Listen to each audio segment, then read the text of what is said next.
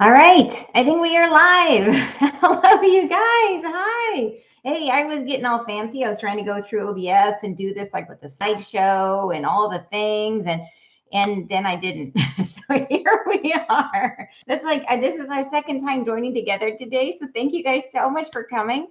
And we did it this morning, and my slides didn't work, and I was like, the next time I'm gonna make it work, and then it didn't. So I've been like, I need a YouTube tutorial, like a better YouTube tutorial. I watched like five.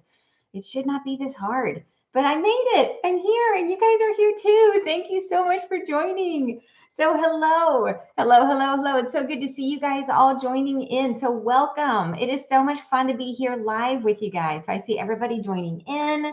Let's see, from everywhere. So, and we have some amazing, I've got some beautiful moderators here to help us today with our conversation. So I have Margarita, who's coming in from Australia, and Wendy Witt from the American East Coast, and then Janice, who's also coming in from the American East Coast. So you guys, thank you so much for helping out today. And Margarita, Wendy, and Janice are all part of my new program. They're all graduates of the Ashling mentorship program. They're all dream analysts. So they've come in to help us out, which is awesome. So thank you guys so much for being here. So hello, I'm seeing everybody. Hello from Texas, London. Oh my gosh, Wyoming. Yay, Texas. Holy cow. Let's see where else. This is really fun to see where you guys are from. So Mexico. Wow, greetings from is that that's a hard one. Temecula, Oklahoma. Did I say that right, Vicki? Sorry if I just totally butchered that. Temecula, I'm guessing from Oklahoma. How about that? Oklahoma, Idaho. All right. Colombia, South America. Wow. Australia, Malaysia, Minnesota. Oh my gosh, you guys, this is amazing. Wow. This is really, really cool. It's interesting when you look on the YouTube demographics, it makes it sound like there's most of the people, like 65% of people are from the US. But you guys are from all over, and I love it. I absolutely love it. How neat. Wow, it just makes you realize how small the world is. So I am thrilled to be with you guys today. I have a beautiful slideshow, but only I can see it. So I'm going to have to just be very descriptive. I put this whole thing together because we're going to be talking about some kind of deep things.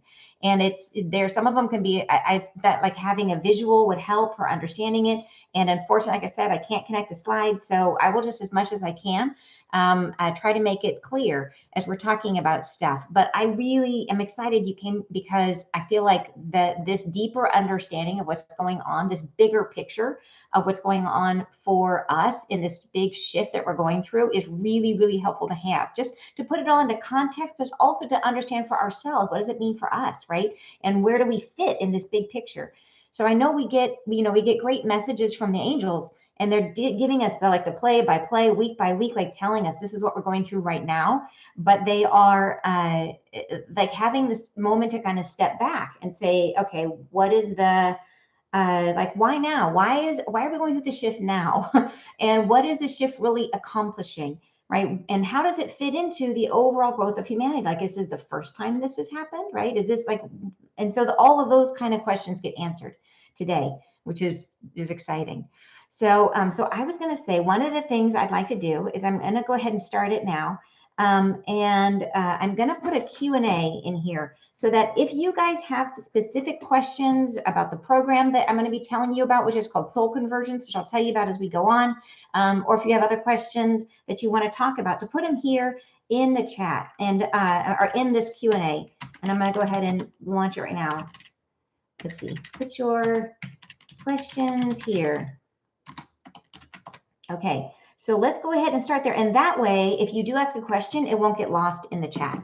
So you can see it right up there. So I'll still be able to see your comments, but now we have the Q&A can go right up there. And that way, at the end, I will be able to see if you guys are asking any questions. So, all right. And then let me make sure I have access to your comments as well. Okay. All right, you guys. So who is ready? Should we talk about this? So the main topic we're talking about is the evolution of consciousness on Earth, right? Which is just like a tiny topic. It's like a little baby topic. And so let's go ahead and dig in. It is going to be about, we're talking about bringing masculine and feminine energy into balance. So first I want to go through and just give us kind of a quick agenda for the main subjects we're going to talk about today. The first thing we'll talk about is going to be where the template comes from, this whole idea of masculine and feminine energy and creation. So if you think about it as like when we think about spirituality and our place in the world, we understand that what is true for us, what's true about our bodies and our existence is true for the universe. That in the same way that the spiral of a seashell matches the spiral of the universe. So it's what's true in the large is true for the small. So this template of creation, we want to follow it all the way back to source and to understand this relationship between masculine and feminine energy and creation. So that's first. So we're going to look at the template for this, and this template we're talking about then leads us into understanding our evolution. So first is that. Next, we're going to go into breaking this interaction between masculine and feminine down into four different stages, 4 stages of creation.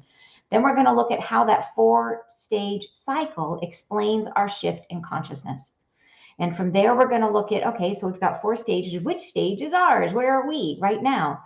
And what is in the stage that we are in? What is the challenge that we are facing? What is challenging about this stage? Next, we'll talk about where are we going? Like what is next? What's the next stage? And then what can we do? How do we get there faster, right? How do we help to get there?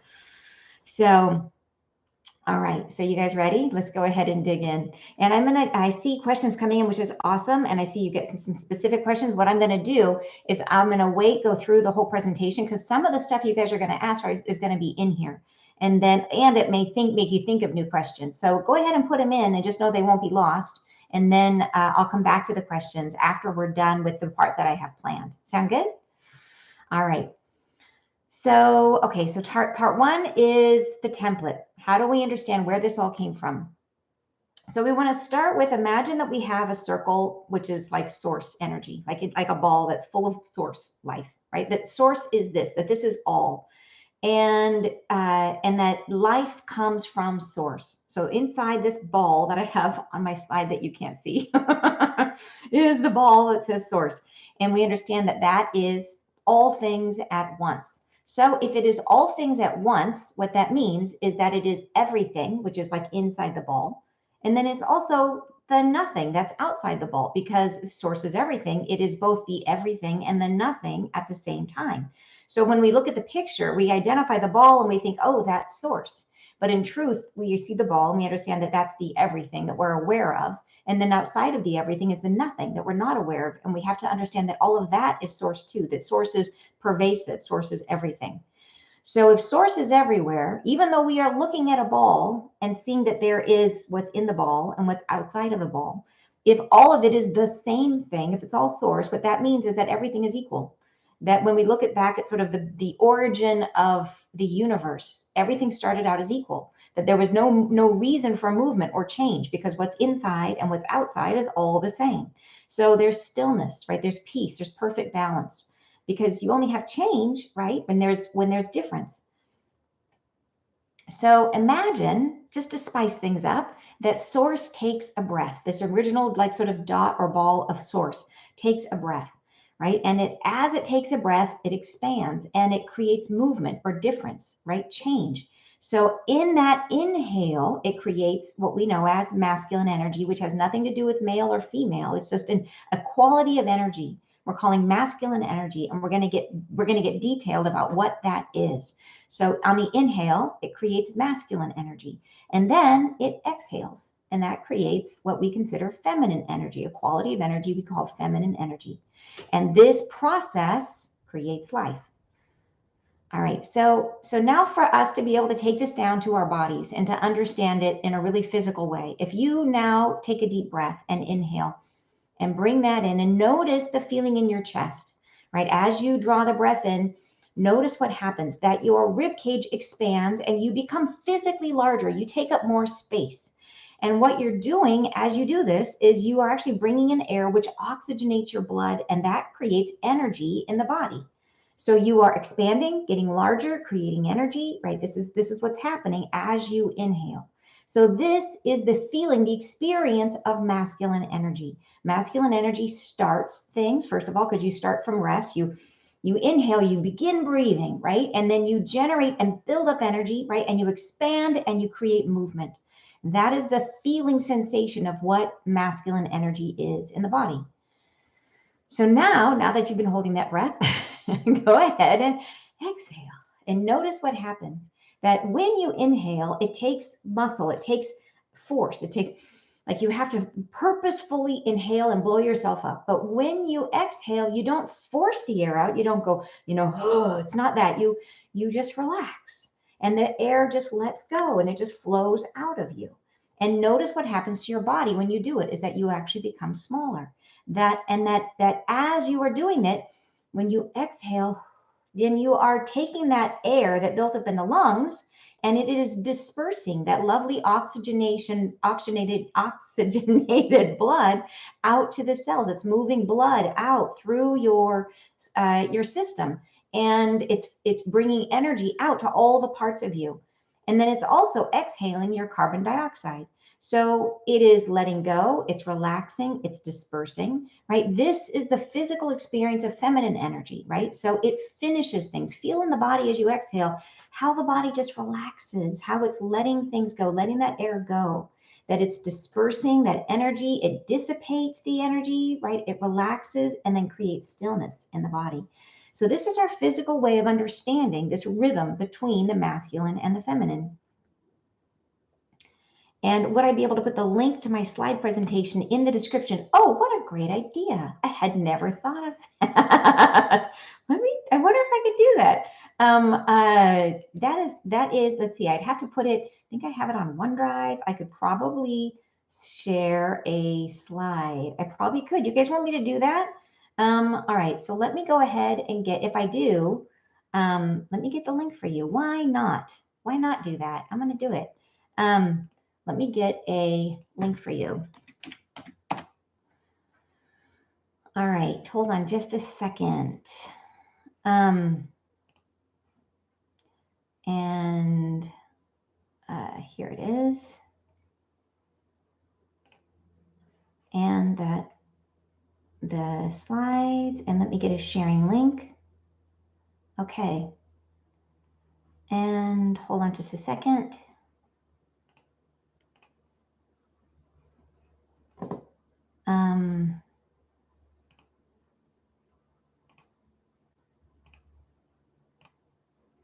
All right, let's copy that. And then here we go. I'm going to go ahead and put that in for you guys. So you should be able to follow this link and start the slides. And then you should hopefully be able to catch up with me. I'll tell you where I'm at. So into the chat, which is like another thing. Hold on. Oh, darn it all. Okay, you know what I'm going to do is I'm going to send it to my moderators. I'm going to send it over to Wendy Witt. I'm going to send it to you. If you could post it in the chat, that would be awesome. Okay, let's do that. So hold on, let me just send it over to you because I can't quite post in the chat while I'm watching the Q&A. So let me do that. Let me just send this over. And there's the link. Okay, there you go. Thanks for your patience, guys. All right, so now that's been sent. Hopefully, Wendy, you can see that and send it, or go ahead and put it in the chat. And we are now, we are just on, I think it's like the third or fourth slide. We're in, oh, here we go. Yeah, so I think we're on slide 11. Okay, there you go. So, all right. So now we are talking about this. So this feminine energy is the stillness that lets things go. So what's interesting about this is that it is the exchange of breathing, right? That in and out that creates life in the body. That when you breathe in and then you breathe out, it's the two together that exchanges stillness for movement, that is exchanging carbon dioxide for oxygen, right? As you exhale, you're breathing out the carbon dioxide, breathing in the oxygen, which then helps to stimulate and bring life into the body. So that interaction or exchange between the masculine and the feminine energy as we are breathing in and breathing out is the force that creates life. And in the same way that is true in our bodies, it is true at every level in the universe in all ways. So, the way that this was shown to me when I was channeling on this is the angels showed me an image of a like you think about the DNA spiral going up, or you think about Kundalini energy going up. They showed it starting from a point and growing upward as a spiral and gradually separating and separating and separating until the two came apart, and one was masculine and one was feminine. And in that separation, they dropped in the spark of life. And it was that idea that in the beginning, source, you have one, you have stillness, you have perfect peace, but you can't have life. You have to create this separation. You have to pull them apart in order to create the opportunity for movement, which creates the opportunity for life. So it's true in the body, it's true everywhere. So that is the template we're starting from. So now let's take this interaction between the masculine and feminine and break it down into 4 stages so we can help to relate this to our own process of our shift in consciousness right now. So the 4 stages, if you think about your breathing, and somebody brought this up our last time we were talking, is that it's a lot like box breathing. If you've ever done that, is that you start out in the feminine at rest. So if you begin the breath, your body is relaxed, right? There's no air. Well, hopefully you have a little air, but then you inhale and you expand. And on the inhalation, you're bringing in that masculine energy. And at the top of the breath, you hold the breath, right? That is suspension. That's the 3rd stage. Then you exhale, you bring it back down. That is the 4th stage, as feminine energy. And then you come back to stage 1, which is rest. So these are the 4 stages, right? It's rest, inhalation, suspension, and exhalation. So if you look at all of nature, these 4 stages are in all of nature and all of life. They repeat everywhere. So we have the 4 stages of breathing. We have the 4 stages of living a life. We go from birth to youth to middle age to old age, right? And then we have the 4 seasons. We have winter, spring, summer, fall. Even in business, we have the 4-stage product life cycle, right? We have the introduction of the product, the growth of the product, the maturity of the product, and the decline of the product. And that, again, is a kind of creation. When you create anything, it goes through these 4 stages. So these are the natural 4 stages of life, of living. So the experience of breathing in the body and this 4-stage that we go through of the inhale, right? Then we have the suspension, exhale, and rest.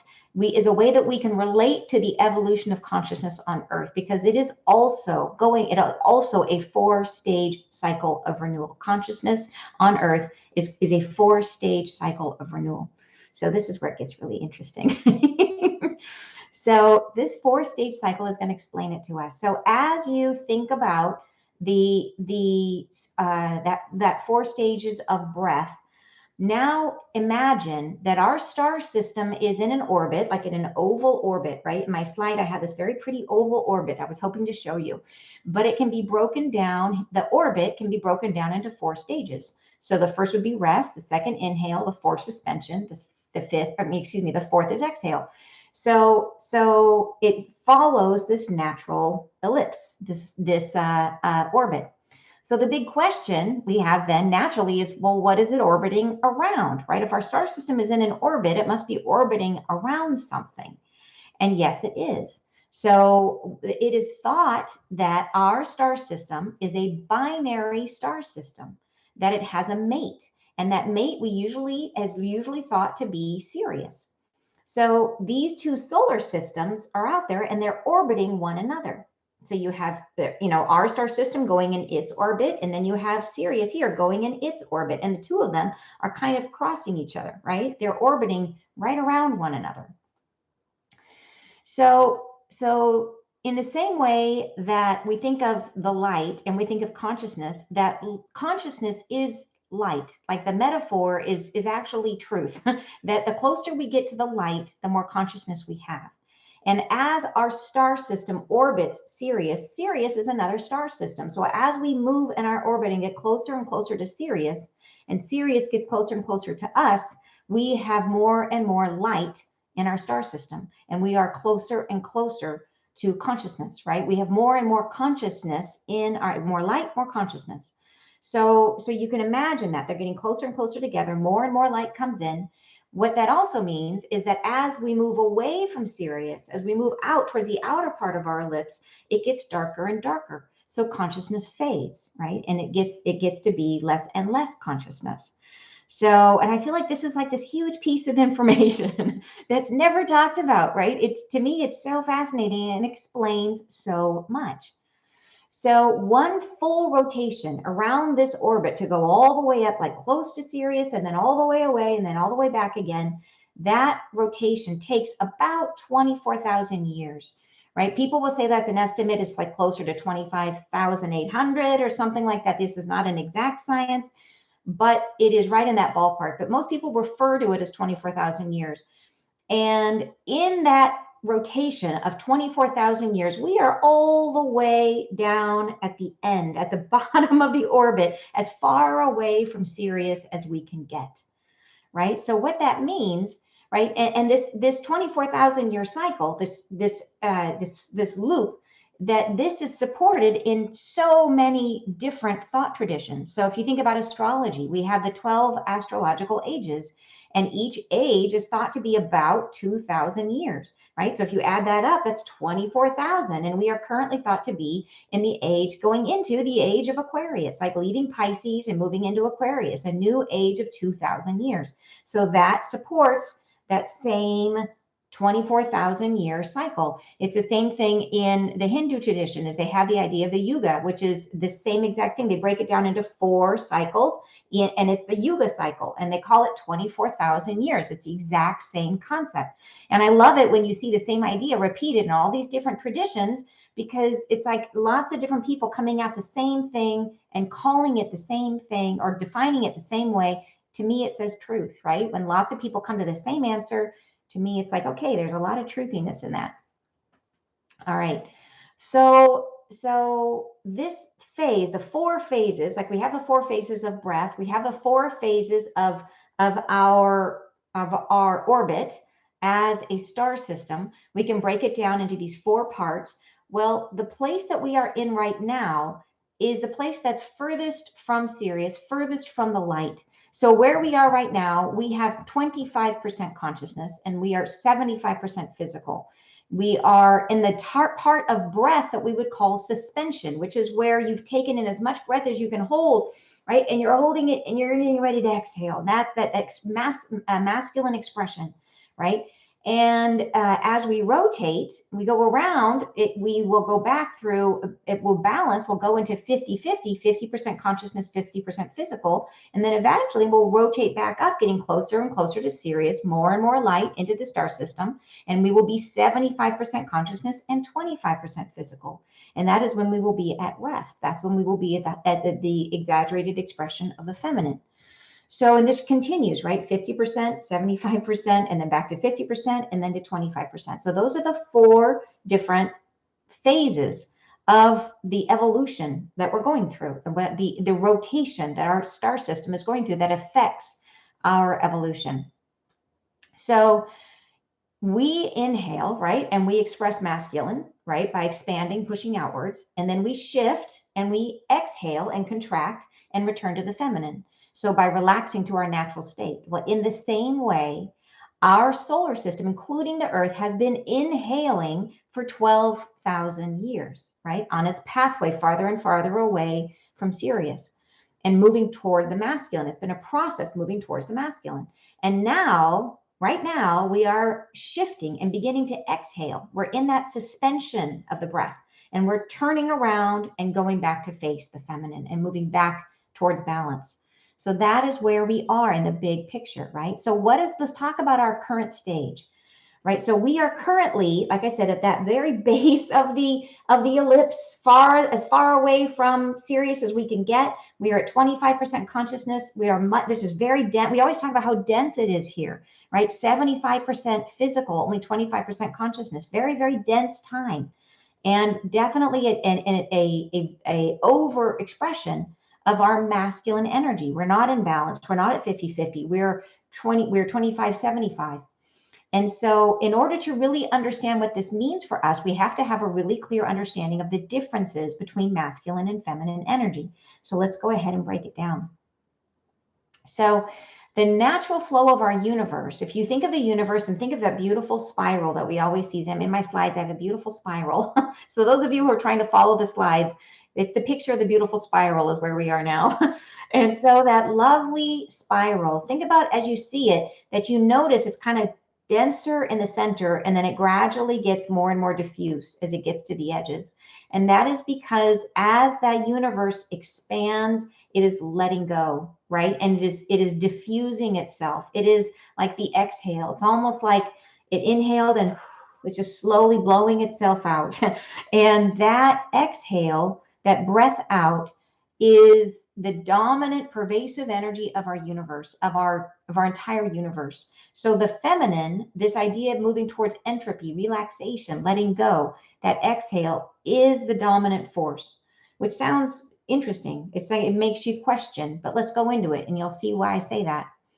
That entropy, when we think of entropy and feminine energy being entropy, entropy describes the dissipation and diffusion of energy. So if you think about if you think about energy being concentrated in one place, imagine that you have a balloon in the center of the room and it's full of a particular gas, even a visible gas that you can see. Imagine it's full of, of purple gas, and it's concentrated, and it's only in the balloon. It is nowhere else. And that concentration is the full expression of masculine energy. That's an exaggerated masculine. So when feminine energy comes in, you're going to pop the balloon, and that energy, that purple gas, is going to start to diffuse out into the room.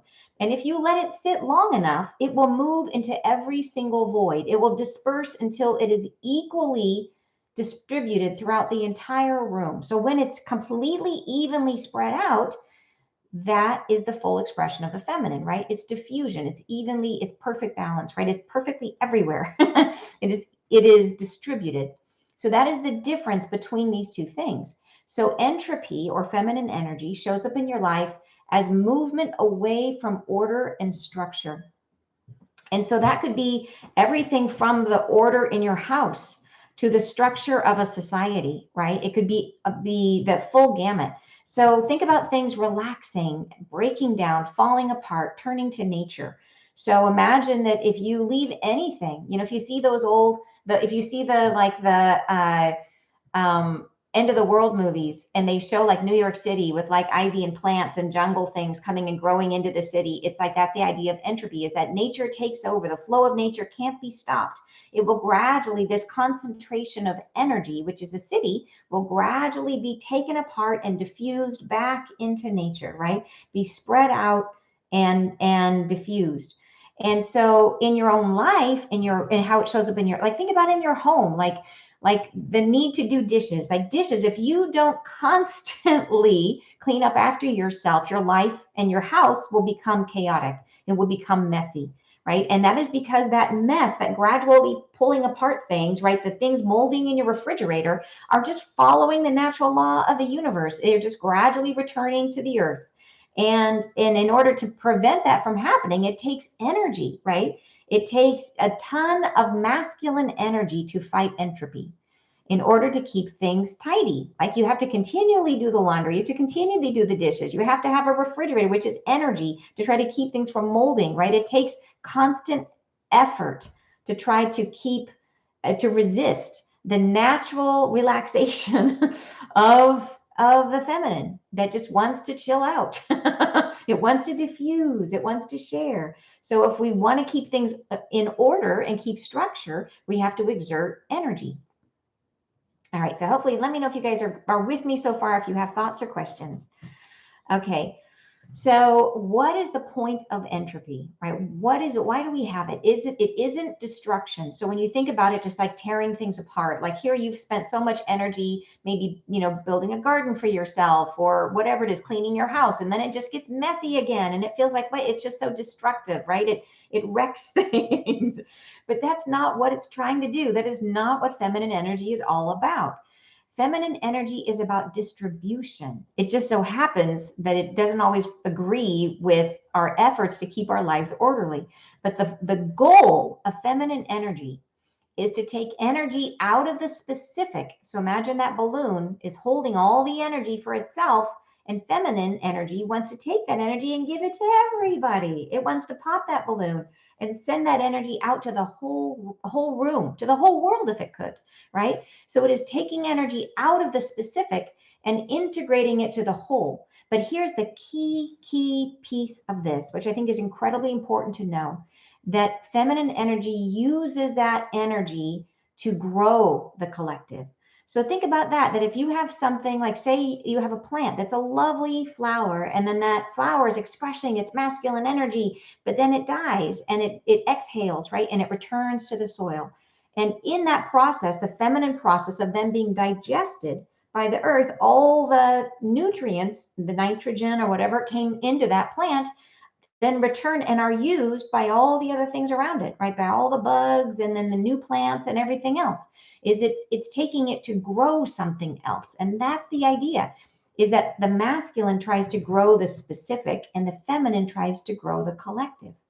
So think about, like, to go into this in a little bit more detail. So think about that distribution aspect of feminine energy, that it wants to give everything away, that it's taking energy out of the specific and using it to grow the collective. Some examples in your life would be taxation, which we don't love, but is a necessary function to pay for things like roads, which we can all use, to pay for things like parks, hopefully, that we can all use, and same thing like charitable giving, is you might take money from yourself and then use it to give energy to a lot of different people, right? To people who wherever there may be a void, that energy wants to go, wherever it's needed.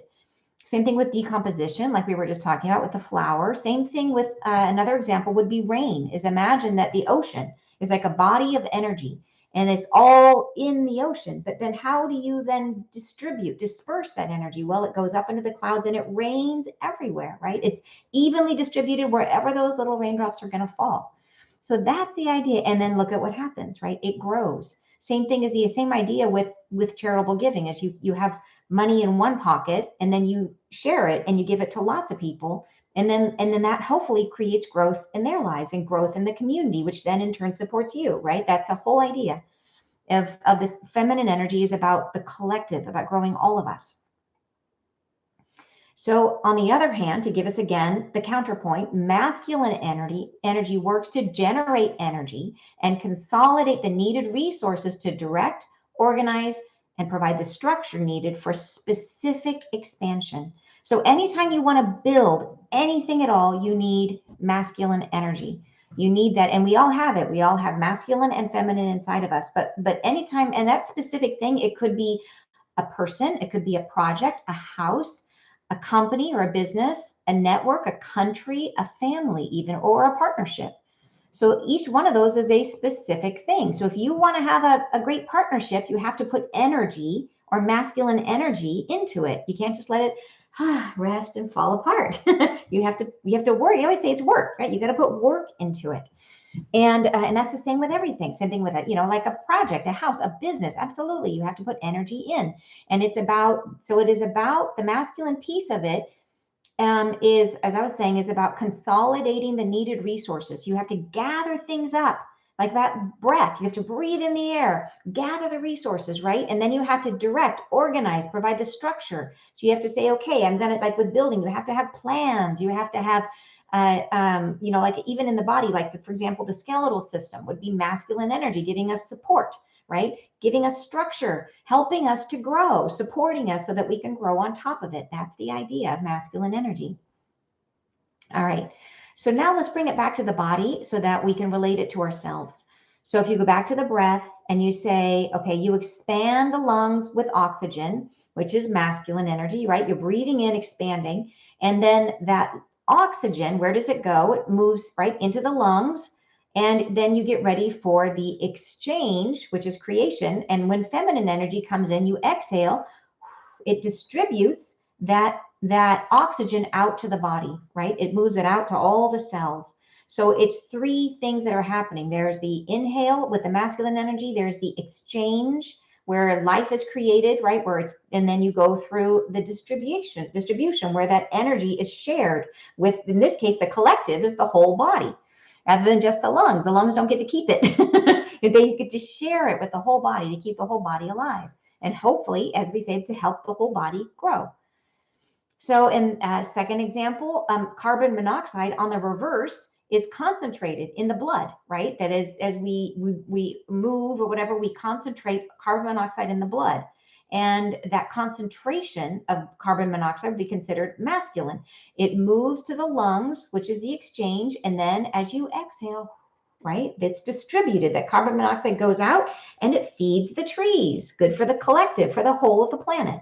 So it's the same interaction between masculine and feminine and the exchange between them and how they are so interdependent that we cannot have one without the other. Think about that. If you had only masculine energy in the breath, you would breathe in and you get to the top and you're holding it and eventually it becomes toxic, right? You need to exhale. You have to move it. If it just keeps growing and growing and growing and growing, you explode, right? It doesn't work.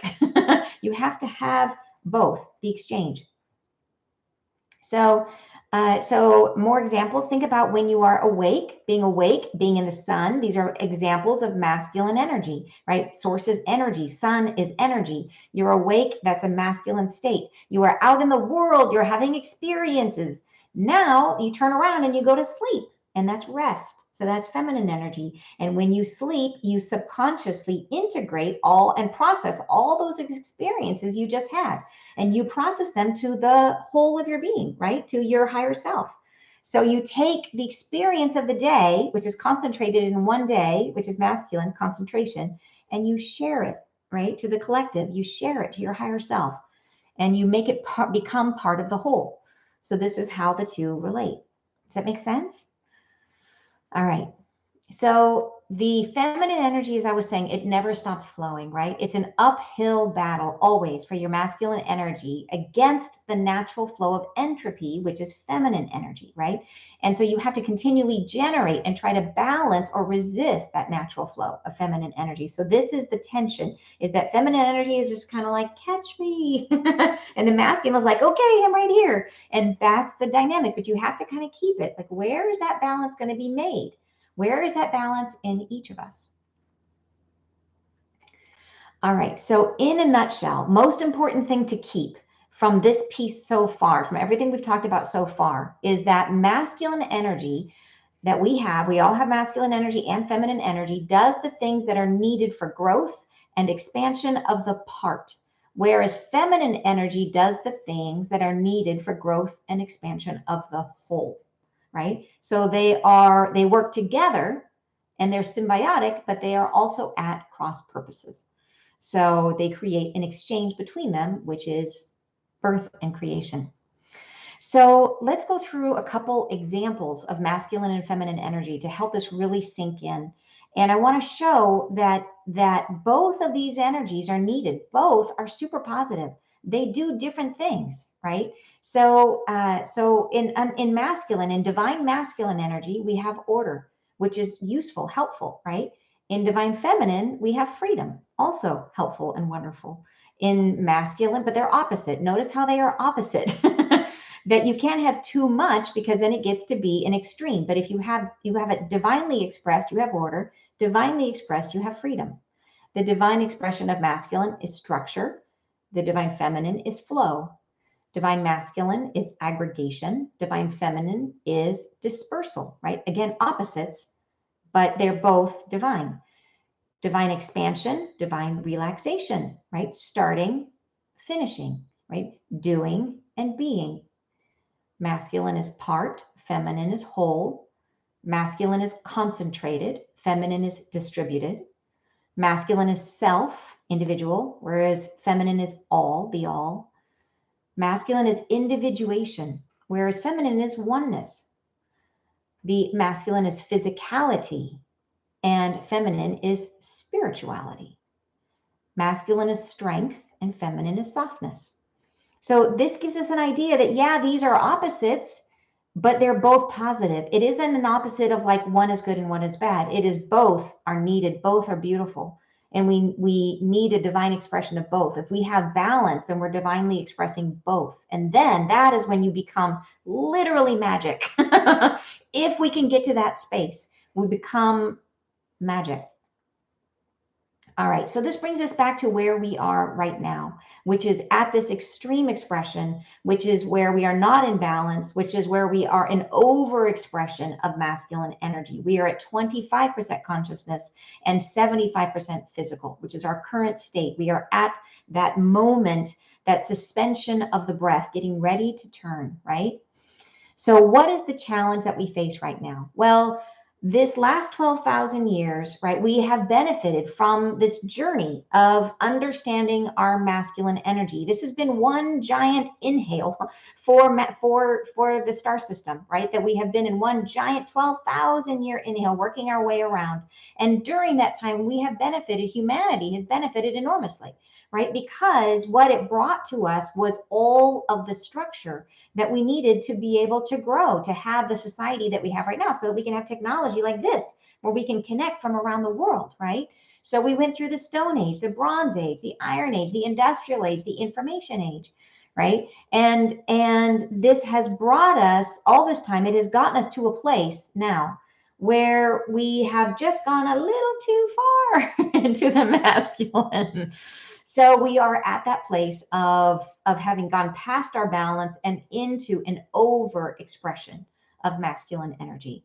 So, and that is where the challenge lies, is that if you think of what this means, is that when we are at 75% consciousness, when back way up close to Sirius, the forces of light and dark are separated, right? We are born into unshakable balance, right? Into complete synchronicity and coherence. And the forces of dark and light are not together at all, right? We are living in the light because the dark is way over there. Then as we gradually move on this ellipse, we get further and further from the light. And eventually the dark starts to move in, and it moves in. And when we're at 50-50, then the struggle between light and dark takes place outside of us, but around us. It takes place in our society. It takes place in our social units, even in our family. And that's as it gets closer and closer and closer until finally we get down to where we are now, which is 25% consciousness. And here, the dark has moved all the way into our bodies, inside of us. And so what this means is that the dark shares the world with the light. And that struggle takes place inside of every individual. So recognize the difference, how important that is in terms of understanding. We take this experience of life that we're having, the density that we live in, the fact that we have karma, the fact that we have our shadow, we take it for granted that has always been the state of humanity. But clearly it hasn't. We are just at that stage, right? All of our recorded history, if you think back, we don't have much history that goes far back. Like if you go back 12,000 or 2,000 years, you're not even partway back to the beginning. You're not even 50-50 yet. You're still back here in 25% consciousness. So we have no recorded history to show us what humanity is like when we are at 50-50 consciousness. So we have been living, we have this experience, we have this understanding or belief that the way we are right now is the way it always is. And this is showing us that that's not the case, which is amazing to me, inspiring to me. So, all right. So now to help us better understand what it means to be at 25% consciousness, to be in this imbalanced, exaggerated, extreme version of expression of our masculine energy as a society. So you take all these beautiful divine qualities, these divine masculine qualities, and then you exaggerate them. And this is what you get. So you have order, and order becomes oppression. You have structure, and structure normally can be awesome, but it becomes bureaucracy, right? You can have aggregation, but that becomes hoarding. You have expansion, well, that becomes overdevelopment. You have starting, well, that turns into endless starting, scrolling on social media, right? You have doing, that becomes overworking. You have being part of something or parting things, and that becomes divisiveness. You have concentrated, and that becomes inequality. You have self, and that becomes egoism, right? The expression, the extreme egoism. Individuation becomes selfishness. Physicality becomes materialism, becoming incredibly focused on material stuff, right? Strength turns into aggression. So when we look at this, I think it just helps, it helps so much, I think, to break it down in this way for us to really understand, like, what is the nature of a human? It is not this. This is not what we're meant to be. This is an expression that we have been living through as we are going through a process of evolution. And it's been necessary. It's been a necessary part of our experience. You know, they told us in our last, one of the messages, I think it was 2 messages ago, they talked about on one of our Friday Live messages, they talked about not to forget the lesson of this time, which is about learning to be an individual, about learning to be separated. What is it to be in this density, to be so separated from the light, that we want to move back into our unity with everyone, but we don't want to forget our individuation. We want to keep that with us as we move into the light, as we move into unity, that both are valuable. And that is how we attain our balance, right? Beautiful. So 25% consciousness, these over expressions of the masculine, they show up as oppression, right? We have globally, women have only about 3/4 of the legal rights that are given to men. We have that scrolling I was talking about, like media attention span, I think right now is recorded at 8 seconds. We have inequality. So half of the world's net wealth belongs to the top 1%. If you can just wrap your brain around that, half of the wealth goes to 1%. Overdevelopment. So the Amazon deforestation rate hit 22%, which is terrifying, right? So these were all expressions of this overexpression of these, what normally would be really, really beautiful qualities. All right. So 25% consciousness, where we are right now, this is what it creates. It creates a diminishing quality of truth. So untruths pretend to be truths. Leaders forget that they're meant to serve others, serving themselves instead. Dramatic inequality between the rich and the poor. People forget the real, which is spirit, and they worship the unreal, which is the superficial, and inequality between the genders. So these are just examples of what happens when we get to this stage that we are currently trying to move out of. Yeah. All right. So where are we going?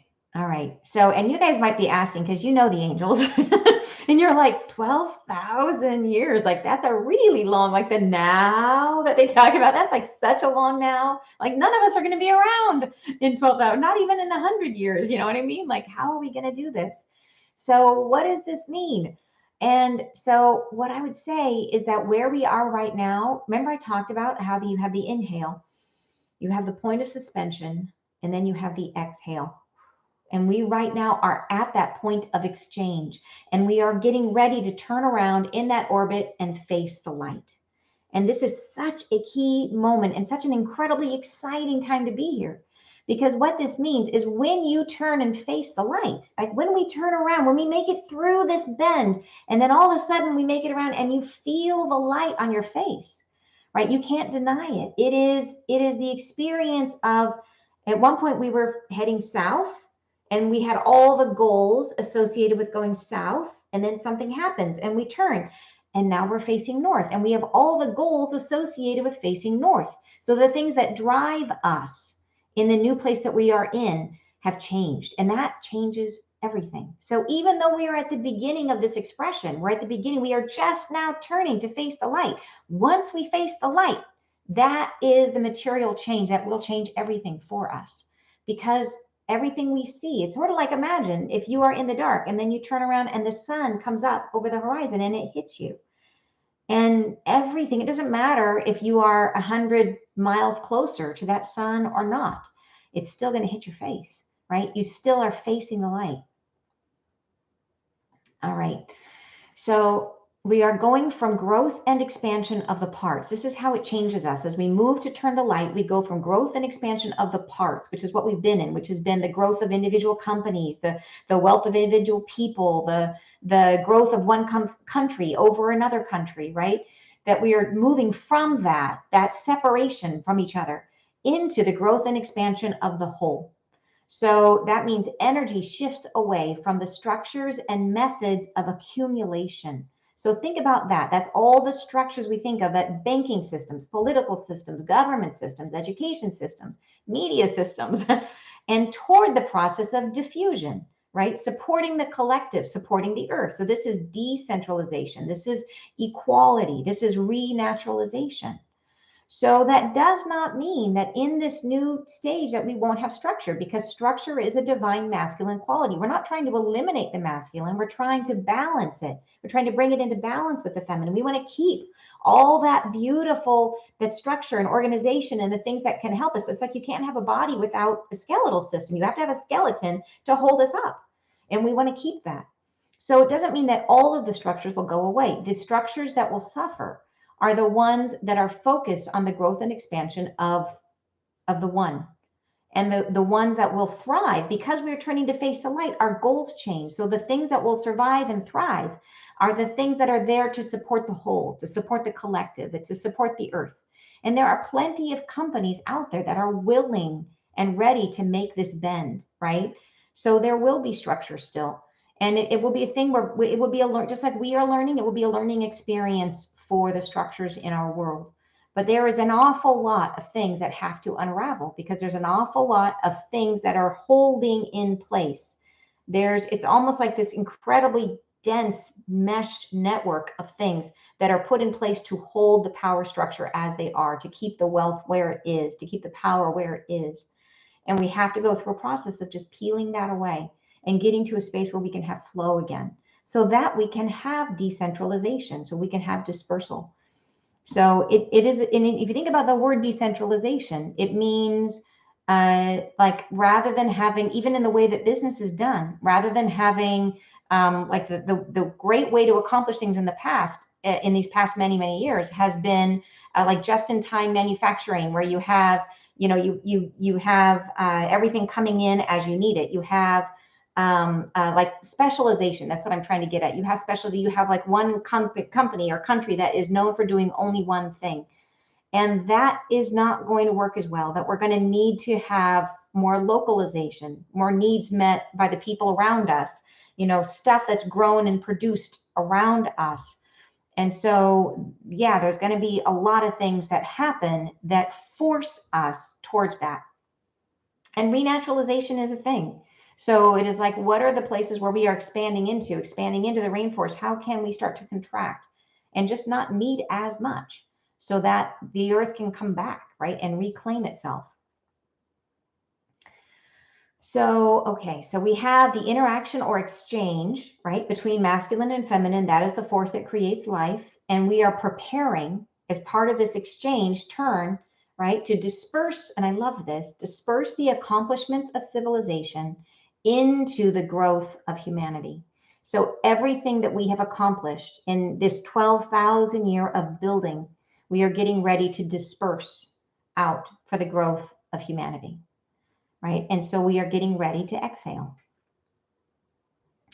So now it's important to think about that, because of the fact that the battle between light and dark, because of where we are, because of the denseness of this realm, that we are responsible equally for the state of consciousness. Every one of us is equally responsible for it. And that is because the struggle between light and dark is taking place inside of each of us, right? We are grappling inside with our karma, with our wounding, with our belief systems, right? That is the challenge that we have. So what can we do? Well, we said before that the dark shares the world with the light right now. We are struggling inside of ourselves. The way to make that turn and face the light is by confronting ourselves, right? To recognize that the battleground is in here, and we need to confront what's in here. So what exactly are we grappling with? Where do these wounds that we hold, where do they come from? So most of our wounds, and many of you are very familiar with this, but our wounds mostly come from either our previous lives and our early childhood. So in the past, in our past incarnations, we would bring forward whatever past lives were most relevant to this life. And having access to all the lives, there was certainly certain people who were gifted with the ability to access the Akashic records, but it was limited. Very few people could access it. It was like a very specific gift that somebody would be given the gift to access that. For everybody else, they would be able to only access the specific lives that were relevant to them in that incarnation. Maybe there was specific wounds they wanted to pull from, or specific gifts they wanted to pull from, something like that. But in this life is different. We have access to all of our past lives, all of them. So we wanted to bring in, and as we were planning this life, we said, okay, I want to bring in, what are the big whoppers? What are the lives where I really, just, flamed out, like where I had a really hard time? Where are my biggest wounds? And we're going to take those and we're going to try to bring them into this life. And the way that we do that, it starts with the moment of our incarnation in utero. We begin. And you will see this when we talk about your dreams, is you will see that there is wounding, specific wounding that happens in utero before you're even born. And then those early years that we have between 0 and age 7, our brains are not mature enough yet to have logical thinking. So we are mostly in delta, and then gradually we develop alpha and theta brain waves. These brainwave cycles, they are deeply impressionable. They're the same states that you use for hypnosis or meditation. So in those early years, the reason why this is so impactful is that when stuff happens to us, it's like it's writing directly to the hard drive. Like it literally, something happens and we just take it in like a sponge and we write it right onto our subconscious. So after age 7, then we start to have more logic and we're able to rationalize and to realize, oh, well, just because that person said that doesn't mean that, I should never have been born. I mean, but earlier we think, oh gosh, my parents are sad today. I should have never been born. And that's how it happens. So I will tell you that anchoring in those wounds, and we all have them, right? We all have our various wounding, and we think, for the most part, that they come from our mother and our father, and that's usually the case. And our father usually represents to us our masculine energy, and our mother usually represents to us our feminine energy. But there's a lot of blurring there, because you could have a mom who was much more expressive of her masculine energy than her feminine. And you can have a dad who's way more expressive with his feminine. So that can get kind of crossed over at times. But for the most part, it's kind of like mom and dad, but for feminine and masculine. So, and this definitely was true for me, that when before I even was on my path, I was starting on my path and I didn't know yet. I had started and I didn't know about dream interpretation yet. I didn't know what my dreams meant. But I will tell you, there was a period in my life where every single night I was dreaming about the exact same thing. And it was about trying to check into a hotel. And it was ridiculously irritating because every night I would dream and it was always frustrating. Like I'd be trying to check in and like it would be like I couldn't get the key or there'd be some problem. And there was like one really bad dream where I was like, I got into the hotel room, but it was all glass. All the walls were pure glass. So I had a ceiling, but it was all windows. So I could see out, and I was in the middle of a junkyard, and there was literally like dogs crawling over the piles of garbage. And so guess what that means? It means that checking into a hotel is about your birth. So if you have dreams about that, about checking into a hotel, it is dreams about you and your birth. And so for me, I had issues like my dad wasn't really around when I was born, emotionally or physically. And so there was definitely that feeling of like being thrown out on the, discarded on the junk pile, like not really wanted. And that had definitely had a huge impact on my masculine energy. So as I grew, right, I overcompensated. I was trying to please, right? And so I found what they wanted was something that was more of a boy. So I was trying to overcompensate, going more and more into my masculine energy, right? And I protected myself. I closed my heart up like a little clamshell, and I moved out of my heart and into my head. And it was all about, all about logic and all about being smart or whatever you could, it was in the heart, having emotions, having feelings. Don't go there, right? That was not a thing. So that was my way of compensating. And so even though we tend to think that our wounding is more on one side or the other. So for me, we might say that, okay, my biggest wounds were on the masculine side. Even so, as we grow up, then things become like they compound and they get really, really layered. So it's like they start to blur back and forth between your masculine and feminine energies. So you get a mix, right? Of like, where is it that you retreated, or where is it that you coped or overcompensated like I did, or what are the belief systems and expectations that you develop around these feelings that you have? And we all have it differently. Like maybe it may be that that maybe your mom was the hardest or your dad was the hardest, or it could be a thing that your parents were like incredible and you're like, no, I'm so happy. I love my life. And that's awesome. But the crazy thing is that even if your parents were amazing, there will be something, there will be wounds that you got that even if your parents tried so hard to be perfect, you will manufacture something at that infant state in those young ages when you're so impressionable. You will take something in, and it may be that, oh my gosh, my parents were perfect, I have to be perfect too, right? It's always some little twist on the thing that gets you. And then you're like, okay, all right, so now I got to work through that. So all right, so that's why, because things become so layered and so compounded, that once we wake up, it's not just an easy thing like, oh my gosh, look, I have a wound in my masculine energy, I'm going to go heal it, and boom, I'm done, I'm ready to go. It's not that easy.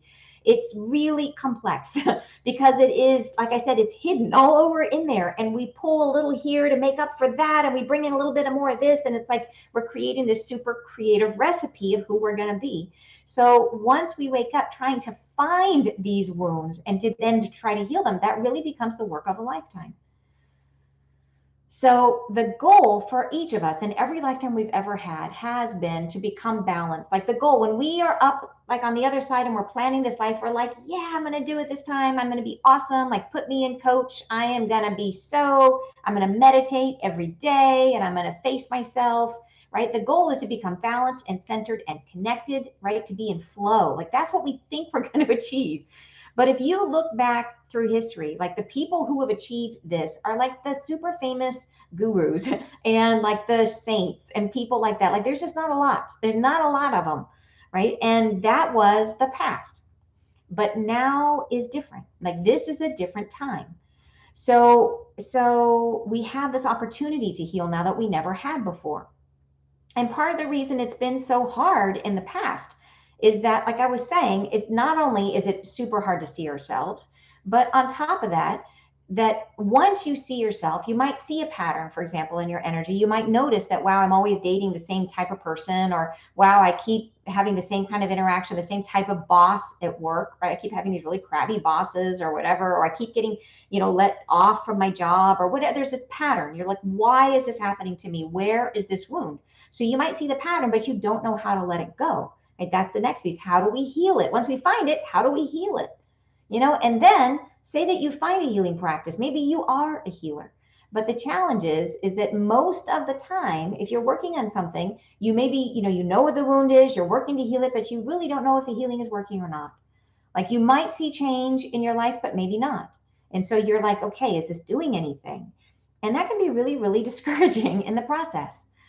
But as I was saying, this time that we're in right now is a really unique time. That this life was not designed like all of our past lives. All of our past lives, like I said, we had access to just the past lives that we needed. This life, we get access to all of it. We have the ability, if we're ambitious, we have the ability to clear it all, to clear everything, to get a clean slate, a bill of health, right? And the reason for it is because we're in the middle of this really giant shift. This is the last chance, the last moment that we have to be in the density of this physicality where we can. It's like scrubbing our souls clean, right? And we are being offered an incredible amount of support to heal. Not only because the opportunity is here, but because the fate of humanity stands in the balance. Like everything we heal. If you imagine us going around that ellipse, moving, closer and closer and closer to the light, trying so hard to turn, every little bit you heal gets us, all of us, a little bit closer to the light, a little bit closer to that turn. And then as one person turns and faces the light, it begins to spread, right? More people and more people. So we're trying to get there for ourselves and for everybody. So this is exactly why right now the angels have brought in my new program, which is called Soul Convergence. I want to tell you guys about it. This is a brand new thing for me, and this is part of my healing path. My healing path has been about like every 2 years or so, whatever I'm doing, whatever is like my little area of stability, they boot me out of it and they give me something new to do, and it stretches me and it makes me grow. And it used to be that it would be like I had to move. I literally moved house every 2 years for like the last 20 years. And but these days it's usually related to work, and it's related to, okay, here, you thought you were going to be a healer, now you're a trance channel. Oh, okay, you thought you were going to do the golden circle, guess what, now you're going to let that go, and you're going to see what comes new. And they never tell me. I have to take the plunge. I have to be willing to take the risk, to step into it. It's like they bring me up to the cliff and they're like, okay, you got to jump and just trust us, we're going to catch you. And if I do, then all the energy, all the resources come in to lift me up and to bring me to a new, better version of me. And so that's what this is. This is a new way of healing. And for me, it is a stretch. It's a new, and it's a very exciting thing. It showed up first in my dreams and also in my channeling. And my understanding is that this method of healing is a way that people can have massive shifting, that they can have instantaneous healing. Like when people engage, when they're ready, they come into this, it can catapult them forward in their journey and bring them into the light. So it's called the Soul Convergence process. It has the potential to just really rapidly, but very, very gently guide you through all those past wounds, as many as we can pull forward, right? And it can accomplish years of concentrated healing, right? Perhaps even a lifetime of healing in 11 weeks. That's how long it takes. It's an 11-week process. So the way that it works is it's by drawing all those wounds we were talking about, everything, all those past lives in each session, in their groups. We start out with group sessions. They start out with, we go through and I'm in channel. I'm not deeply in trance in the same way that I do normally. I'm in a lighter state of trance as I'm starting this, because they need me present to be able to bring through this energy. It's very different for me.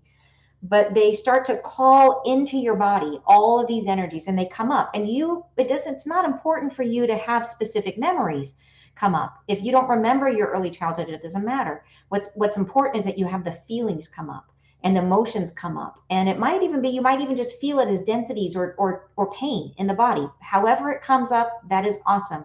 We bring it up, get it ready, right? And then the goal is to try to make those energies coherent. And it's really, the goal is to try to converge, to bring in all of these aspects of you into alignment at your center, right? So that you become balanced, which creates a clear connection to your higher self. So as you bring those different energies in, it's about removing your resistance to past experiences, past feelings, past emotions. It's about embracing everything that you are. And that's how we get coherent, is by embracing all of us. When we finally, the truth, our truth, right? To know yourself. That's what it means. It means accepting all these different parts and letting them all come back home to the core of you, and not resisting any of them, not saying any part of it about you is wrong. So the potential of the program is to become fully centered, like really fully centered and aligned with your own truth and your connection back to spirit. That is the goal. That's what we're trying to accomplish with the program. So what it gives you, and this is, I think, super cool, it gives you a new set point. So if you think about like when we're born and we have this wounding that comes up, and we end up kind of canted one side or the other, like canted a little to the masculine, a little to the feminine. And that feels like, if you are like the earth on its axis, it's always kind of off to the angle on its side, right? And so this is what the typical human experience is to be tilted like this. And some people are like really tilted, but not you guys. You guys are like here. We're all like here. And then as we go through our lives and we do our healing and we work on stuff, in moments we're able to bring it back to here. And when we're here, it feels amazing. That's when like all of the parking spots are opening up for you. Like everything is flowing in your life, and we're able to hold it for a bit, and then something happens and we're like, back to this angle. So this is our set point, and we kind of go sometimes worse. Like that's the dark night of the soul, and then you come back, right? And then you get into, oh my gosh, that thing's amazing, and then back again. So with this process, you have the potential to get here. And I will tell you, this has happened for me, that I've gotten to this place. And from this place, it doesn't mean that life is perfect at all. What it means is that when things happen, they knock you, whoops, like, oh, car accident, or, oh, I had the leak in my attic and it flooded my basement or my living room, which actually happened, right, just like last month. That these things happen. But when they do, you're like, you just move right back to the center. You're like, okay, that happened. All right, it's going to be all right. Things are going to work out. It's all going to solve itself. And then it does, because your energy is radiating. That's no big deal. Life is good. Everything's wonderful. You're feeling that, and it moves out into your universe, into your world. And that's what's drawn to you. So your set point has changed. And like I said, it doesn't mean that it's not going to rain on you anymore. It doesn't mean that the world is perfect. It means that you move through the world with less friction. And it makes all the difference. It makes all the difference. So you become freed from like that really heavy karma, like the stuff that just really grinds you up, right? It's experiencing the world differently. So life flows more easily. You perceive less friction in the world. Yeah. So the resistance, this is a key piece of it, the resistance that we have fades away. So if you think about what is it that irritates you right now, right? What are your irritations? What are your triggers? And these go away. So as a matter of fact, one of the guys, I've been practicing this new form of healing with the people who are going to be what I call the dream team, who are the graduates who are certified in the Ashling Dream interpretation, the Ashling Dream method. And I have been going through practice sessions with them so that I can get used to the energy. And so one of the people who was in the practice sessions, they after the first session that we did, he went out and had to interact with his ex, and this was a very traumatic relationship that he'd had. And he said for the first time in his life, he was able to have no trigger when he was around her. All he felt was just like he just wished her well. There was not, and he said it was like a night and day difference, like instantaneously. And the feeling was like it's the same person. The history, the facts never changed. It's not like she came out with this big apology or anything like that. He changed. And it was that the trigger is gone, right? And that's how it feels, is that you move through life differently. So then because of that, life is easier to navigate, right? That you naturally find yourself drawn back into your balanced state. That's what we're trying to accomplish and achieve. So one of the things I wanted to bring into this process, because I wanted to give you as much as like what I felt were really the key, most impactful things for me on my journey. Like one of the things you guys hear me talk about it all the time, that I use my dreams. I use my dreams to know where I'm at. They tell me what I have to heal, and they show me when I've healed it. And I find that to be so incredibly helpful. And so I wanted to give you guys that same experience. So, and of course, divinely timed, it worked out beautifully that Michael Sheridan, who has his Ashling Dream interpretation, his method is, to me, it is the method. It's not like a method to me. It's like a language, and there is a truth to a language, that dreams are a language, and he has like the Rosetta Stone to that language. And it's just, and you'll know it when you see it, because the it's like all the symbols match, so you'll see it as you're using this.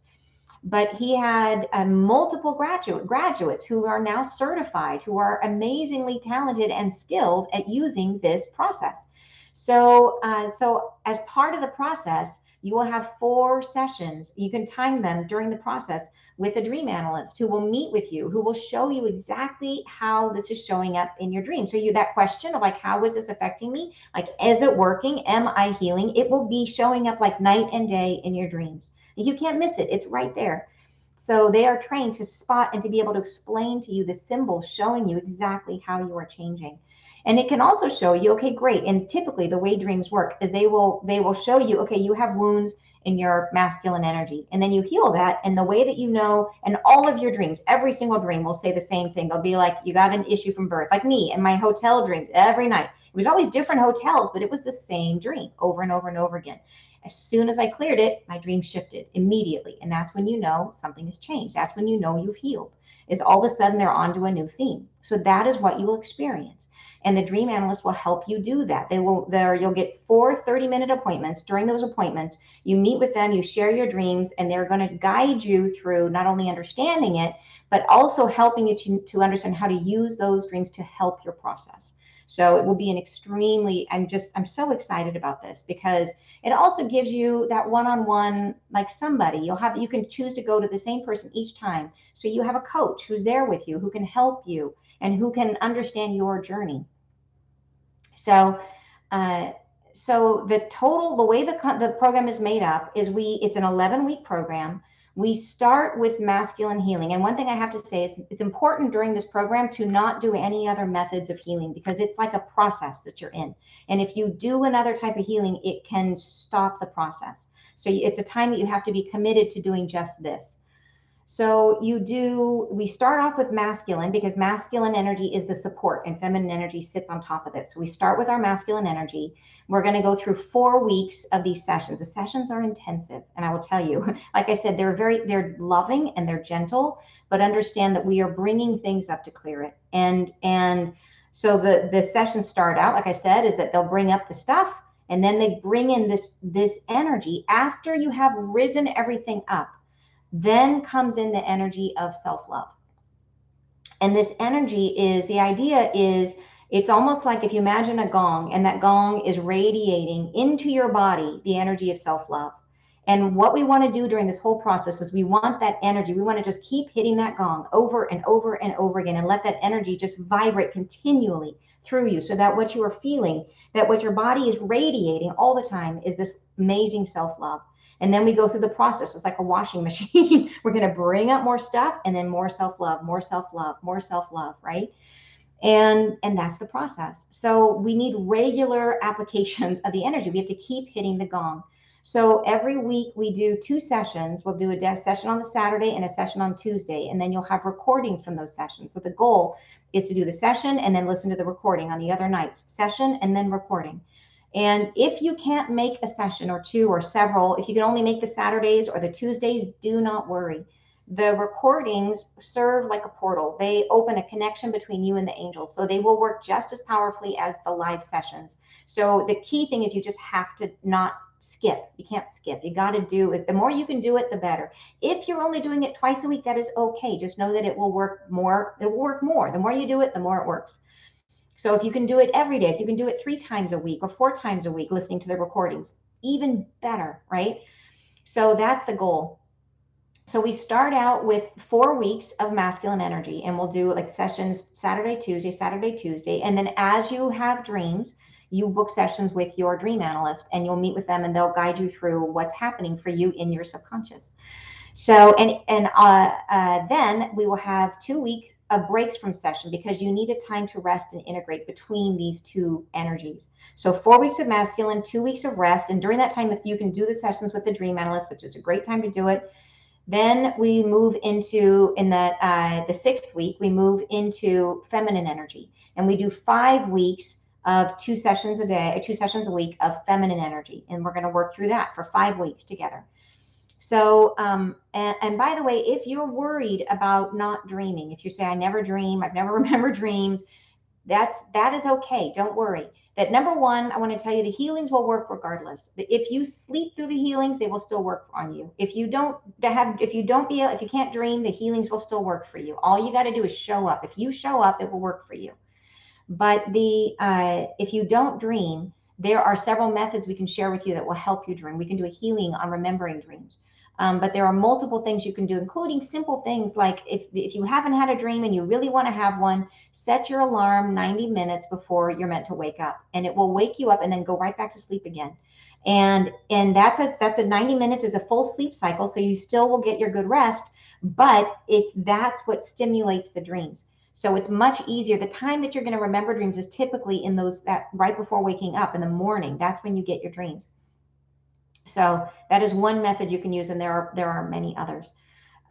So the schedule for the program, we start October 28th. The sessions are at 10 a.m. on Saturday, and then the Wednesday sessions, I believe, is in the evening. Is it Wednesday evenings? I have to double check my calendar. These are on here. I should know this, and I don't. They are on Tuesdays at 10 a.m. So they're all at 10 a.m. So whether you are in the U.S., it's 10 a.m. Pacific, and they work really great. If you are also, in Europe, it is a difficult timing for you if you are, say, for example, in Australia.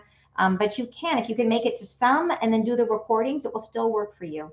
So we start October 28th, and then we work through the whole program, and we finish the program on Tuesday, January 9th. So the pricing for these for the program, there's 2 options. You can do the one-time payment, which is $14.99, or you can do a 3-month payment plan, which is $575. So, and these prices there, I understand that there's differences in currencies, which can make that to be a lot for people. But I will tell you, there is no better way that you can spend your money. And I speak from experience. I have spent a ton of money. I have spent, and I've done programs that were $10,000, and that's not unusual. So this program, I believe, is very, very well priced for what you're getting. That you're getting a chance here to heal at a super, super deep level, and it's a level of concentration that is going to work with you at a deep level. I am convinced you're going to have amazing results. And to me, it's like, yeah, to me, it's a no-brainer. I hope it is to you too. So as a bonus to this, I want to add on after you're done with the experience, because we can only do, when you're in it, you can only do this healing. At the end of it, I want to be able to continue to support you. So I want to give you 4 months of peace bathing sessions, which is a fabulous way. Peace bathing is a program that I offer, which is a once a month healing with the angels, where it's like they go through and they clear your field, and it's a beautiful experience. And that is that idea that once you get here, and if you have a thing that kind of pushes you off to one side or the other, then it brings you back to center. Peace bathing is a wonderful way to keep your energy in that alignment. And so that would be, you'll get 4 months of that program at the end of our experience in Soul Convergence. That's a $200 value. It includes transcripts of all of the Friday Live messages. So if you're one of those who would really rather read the messages, you will get every week, you will get those sent to you. So that is a pretty cool thing. So that is what Soul Convergence is. It's on my website, which is anntucker.com, and it is /soul-convergence. So, or you can just go to Ann Tucker and you'll see it right there. So that is the program, and I am so grateful and excited to be able to share all that with you guys. Oh my gosh, that was a mouthful, wasn't it? We just covered so much. So let's go ahead and dig in and look at your questions.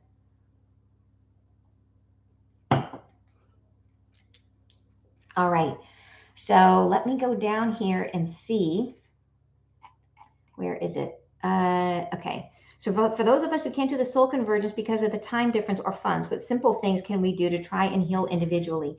There is a beautiful healing on my channel. If you go under the playlist, there's a playlist for meditations and healings. And there's one that I put in there that's from the angels that is a self-healing process, which is the one I used for years. And it works like hot darn. So it is a great thing that if you get triggered, if you have something come up, you can use that process as a great way to move through any one issue. It really works great. So I have a couple healings that are on the channel that are free, that are available to you right now. If you would like to have a live experience of the angels, you can also try my peace bathing program, which is phenomenal. Like I'm talking about the angels. The angels are phenomenal. Like I am so phenomenal. But the sessions are really, really amazing.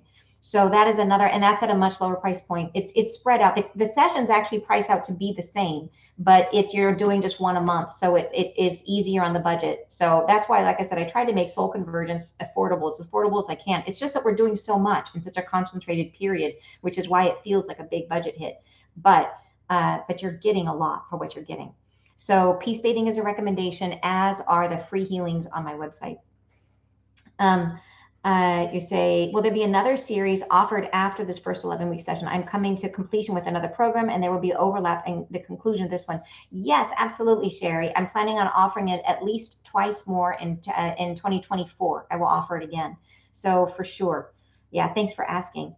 And then, hi from Melbourne. Oh, hi. Do you know my son was living there for a little while? He was going to go to the university there right before COVID started, and then they packed him up and sent him home because of COVID. Is it possible to actually be completely aligned with your higher self in this dense matrix? Yes. Yeah, it is. It is possible to be, and what it looks like is, so when you get into that space of balance, it's like it activates a third thing appear. It's hard to say exactly. And you know, the whole concept of the Trinity, like if it's true for spirit, it's true for us.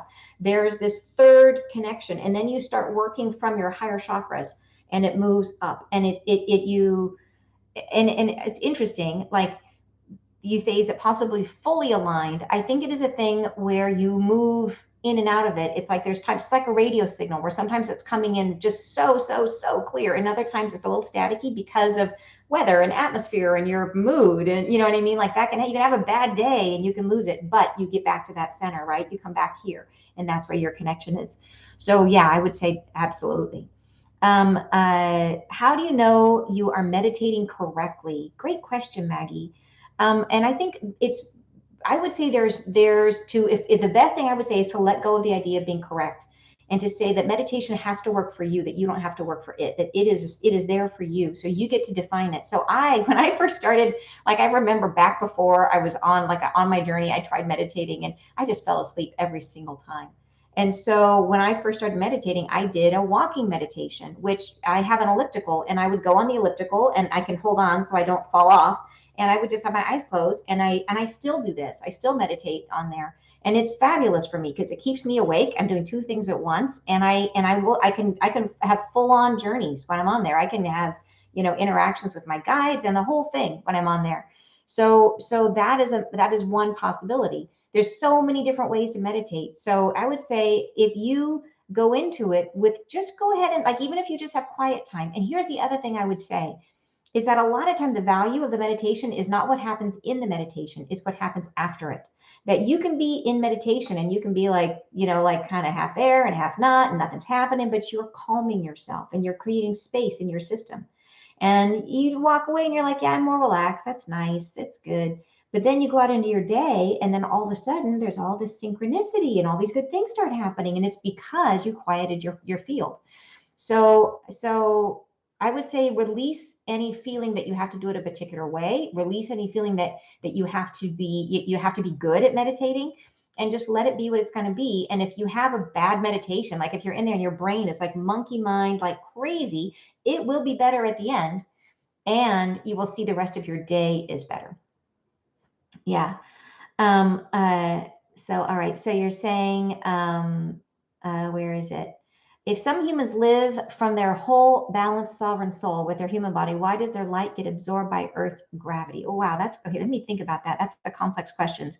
If they live from their whole balanced sovereign soul, why does their light get absorbed by Earth's gravity? I'm curious about that when you say when you feel like their life gets absorbed by Earth's gravity. I don't totally understand the question. I would love to answer it for you. Maybe you could clarify for me down below, because I'm sorry, I don't totally follow.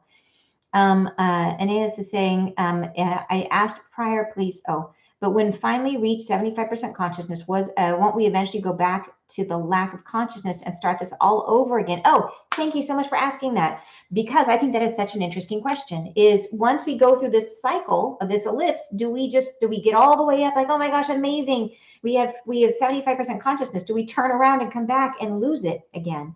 And that is, I channeled on that because I had the exact same question. And what they showed me is that we have the opportunity for it to be a spiral where we are slowly going up. And that is, if you think about one of the messages we got, I think it was 2 weeks ago, where they said that how important it is for us to claim the lessons of this time, that everything is on purpose, everything serves a purpose, that the great lesson of the time that we're in right now is separation. It's identity. It's understanding self, who we are. And so they want us to bring that with us. So as we move towards unity, they don't want us to get lost in the collective, to let all of our hopes and dreams and thoughts for ourselves become submerged into what the collective wants, right? To remember who we are. And that comes from the lesson of separation. So if we let ourselves forget, then we might just stay in the ellipse and we'd have to do it all again. It's sort of like all the things that if you don't learn it the first time, you got to repeat it. But if we bring that with us, and if we learn, then it's like we become on a spiral where we're going back again, but each time we're a little higher, a little higher. Otherwise, there would not be other evolved species in the universe, which we know there are, right? So there is an upward continual possibility for us. But that's why this is not a done deal. Like the angels have said, where they see us there, like we're going to make it. But that doesn't mean that we don't have to do the work. They see us there because we are doing the work, because all of you are showing up and doing this kind of stuff, right? Showing up and listening and talking about these things. That's why they say we're going to get there. So, but what that there is this spiral, right? Constant spiraling up, which I think is super cool. So you're saying, will the ring of fire go off as part of the earth rift? Great question. I can only say what they've told me, which they said specifically was that there is an earth rift that is in the Indian Ocean.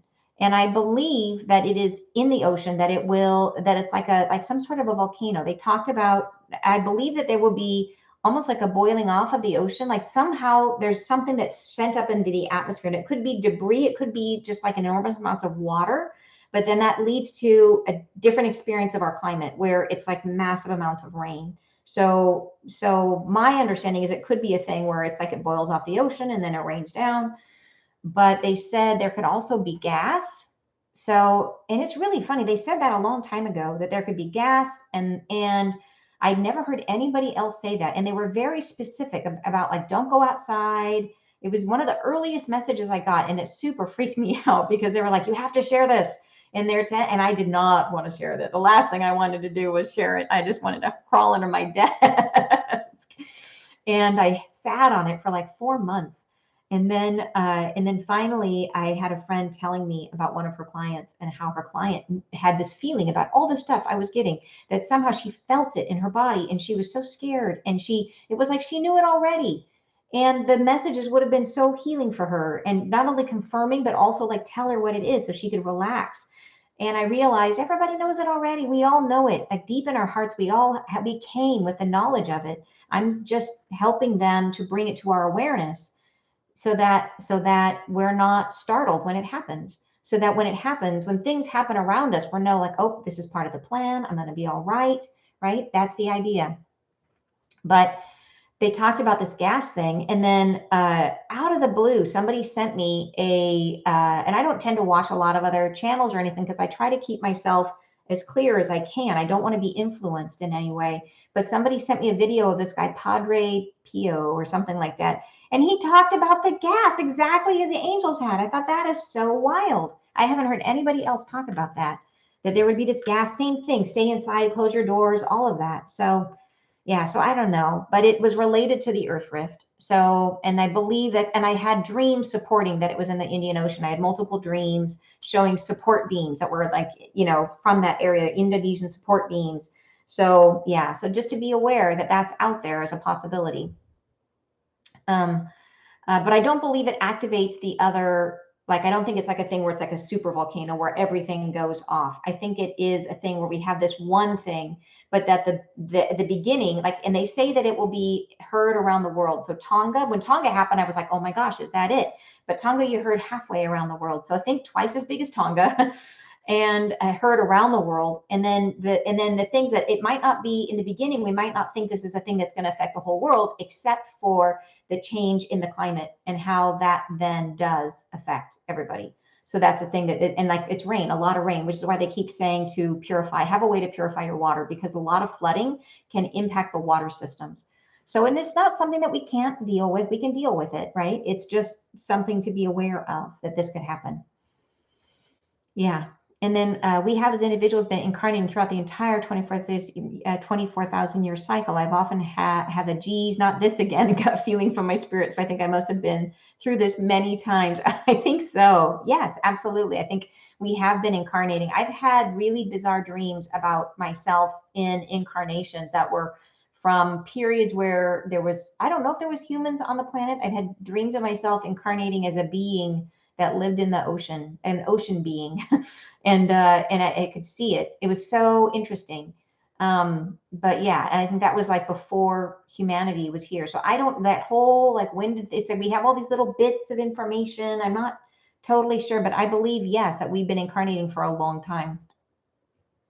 I'm a 6th density clairaudient. I have rare autoimmune disease that may have occurred during my ignorance about balancing energies, as you did with your throat. What layer should I focus on healing? Oh, goodness. So, yeah, so I'm sorry about the autoimmune disease issues that you're working with. I would say, so if that is your method of healing, I don't tend to look at things layered. I tend to be more holistic in how I see with I'm clairvoyant.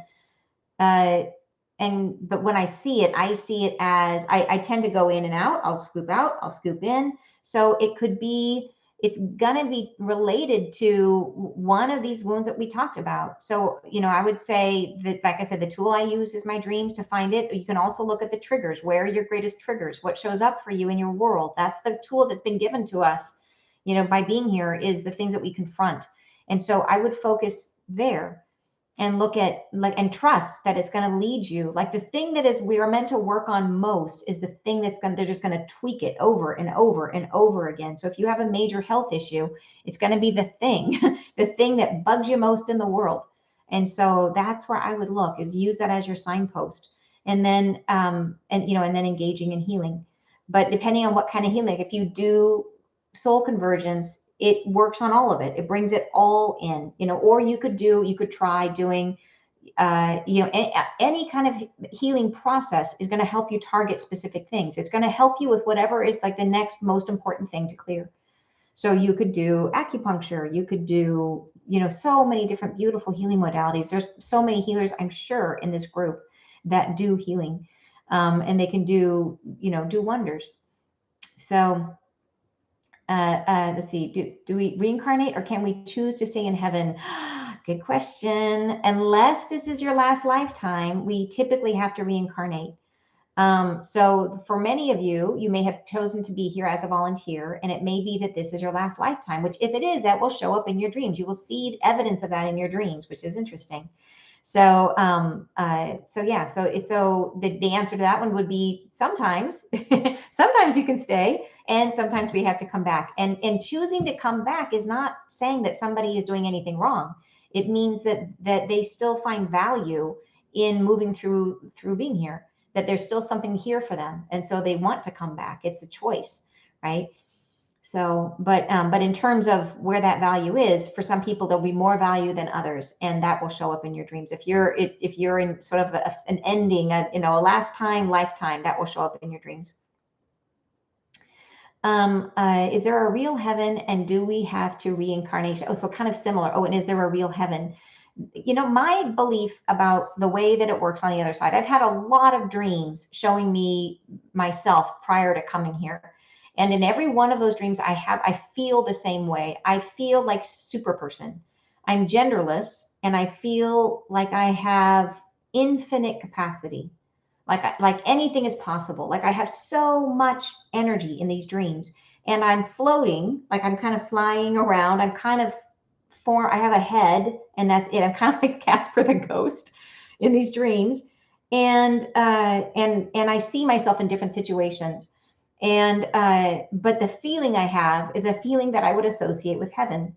And I do know that there are people who cross over and they have whole experiences of life that are very much like what we have on earth. But they have a home, and they have, they have all the things. It feels like home. Like it feels home with perfection. And how does that play out in your life? My understanding is that as we cross over, that if you think of like moving towards the light, right? And you always hear about that when people die and they see the light and they move towards the light. And imagine that light is, and for us to best understand it, that light is radiating love, but imagine it was radiating heat.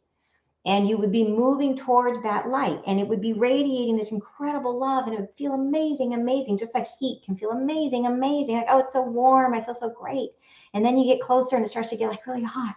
You're like, oh my gosh, I can't take anymore. And that's how it feels. As you get closer and closer and closer to source, you get to a place where you just can't, there's too many things in you that say, I'm not that lovable, right? I don't deserve this love.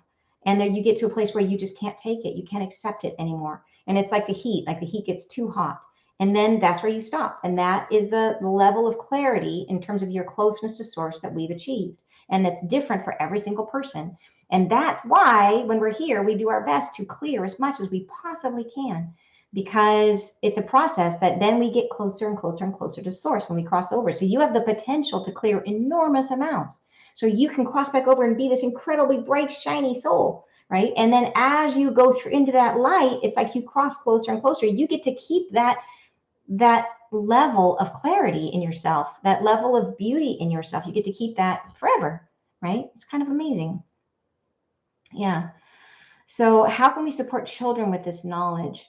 I think that's a great question. I am super down with bringing children in, like at my own kids. It's so funny because my gifts didn't come in and I didn't start doing all this stuff until my kids were, in like, what is it, like late elementary school, junior high school, just at that age where they were really ready to see me as weird. Like, what are the weird stuff mom is doing? And this is funny. The way that I won them over was they learned that I could read people for them, that I could tell them, like if somebody, like if there was a boy at school, like, does that boy like me? I could say yes or no. Like I could give them information about what the boy thought about them, the girl thought about them. So all of a sudden it became this really cool trick that mom could do. And that opened the door, like just that one thing where they, in the beginning, my son was really uncomfortable with it because he's more traditional and he used to call it, Mom, will you pray for me? Will you? And then eventually now he just calls it looking. Will you look for me?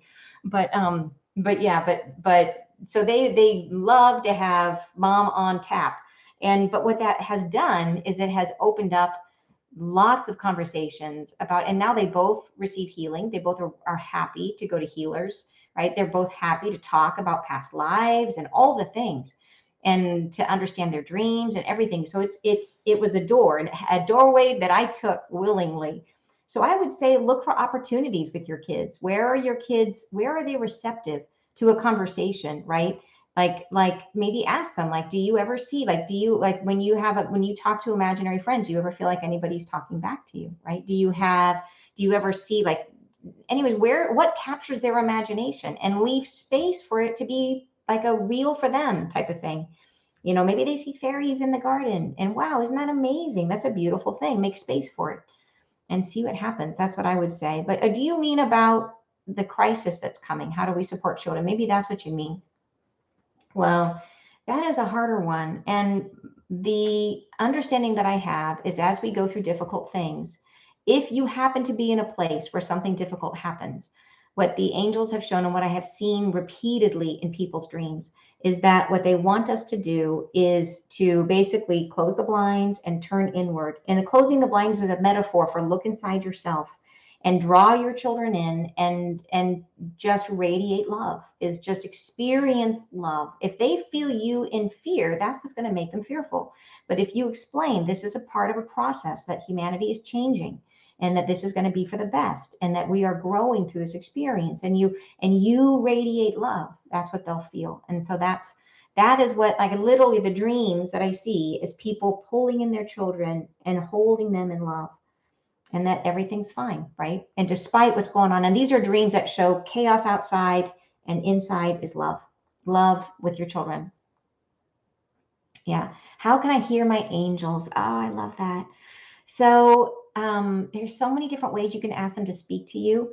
So some of the simple things that you can do that are just fun is like ask for the feather, ask for the penny, right? Ask for anything, like a symbol of any kind, and then wait and be patient and let it show up.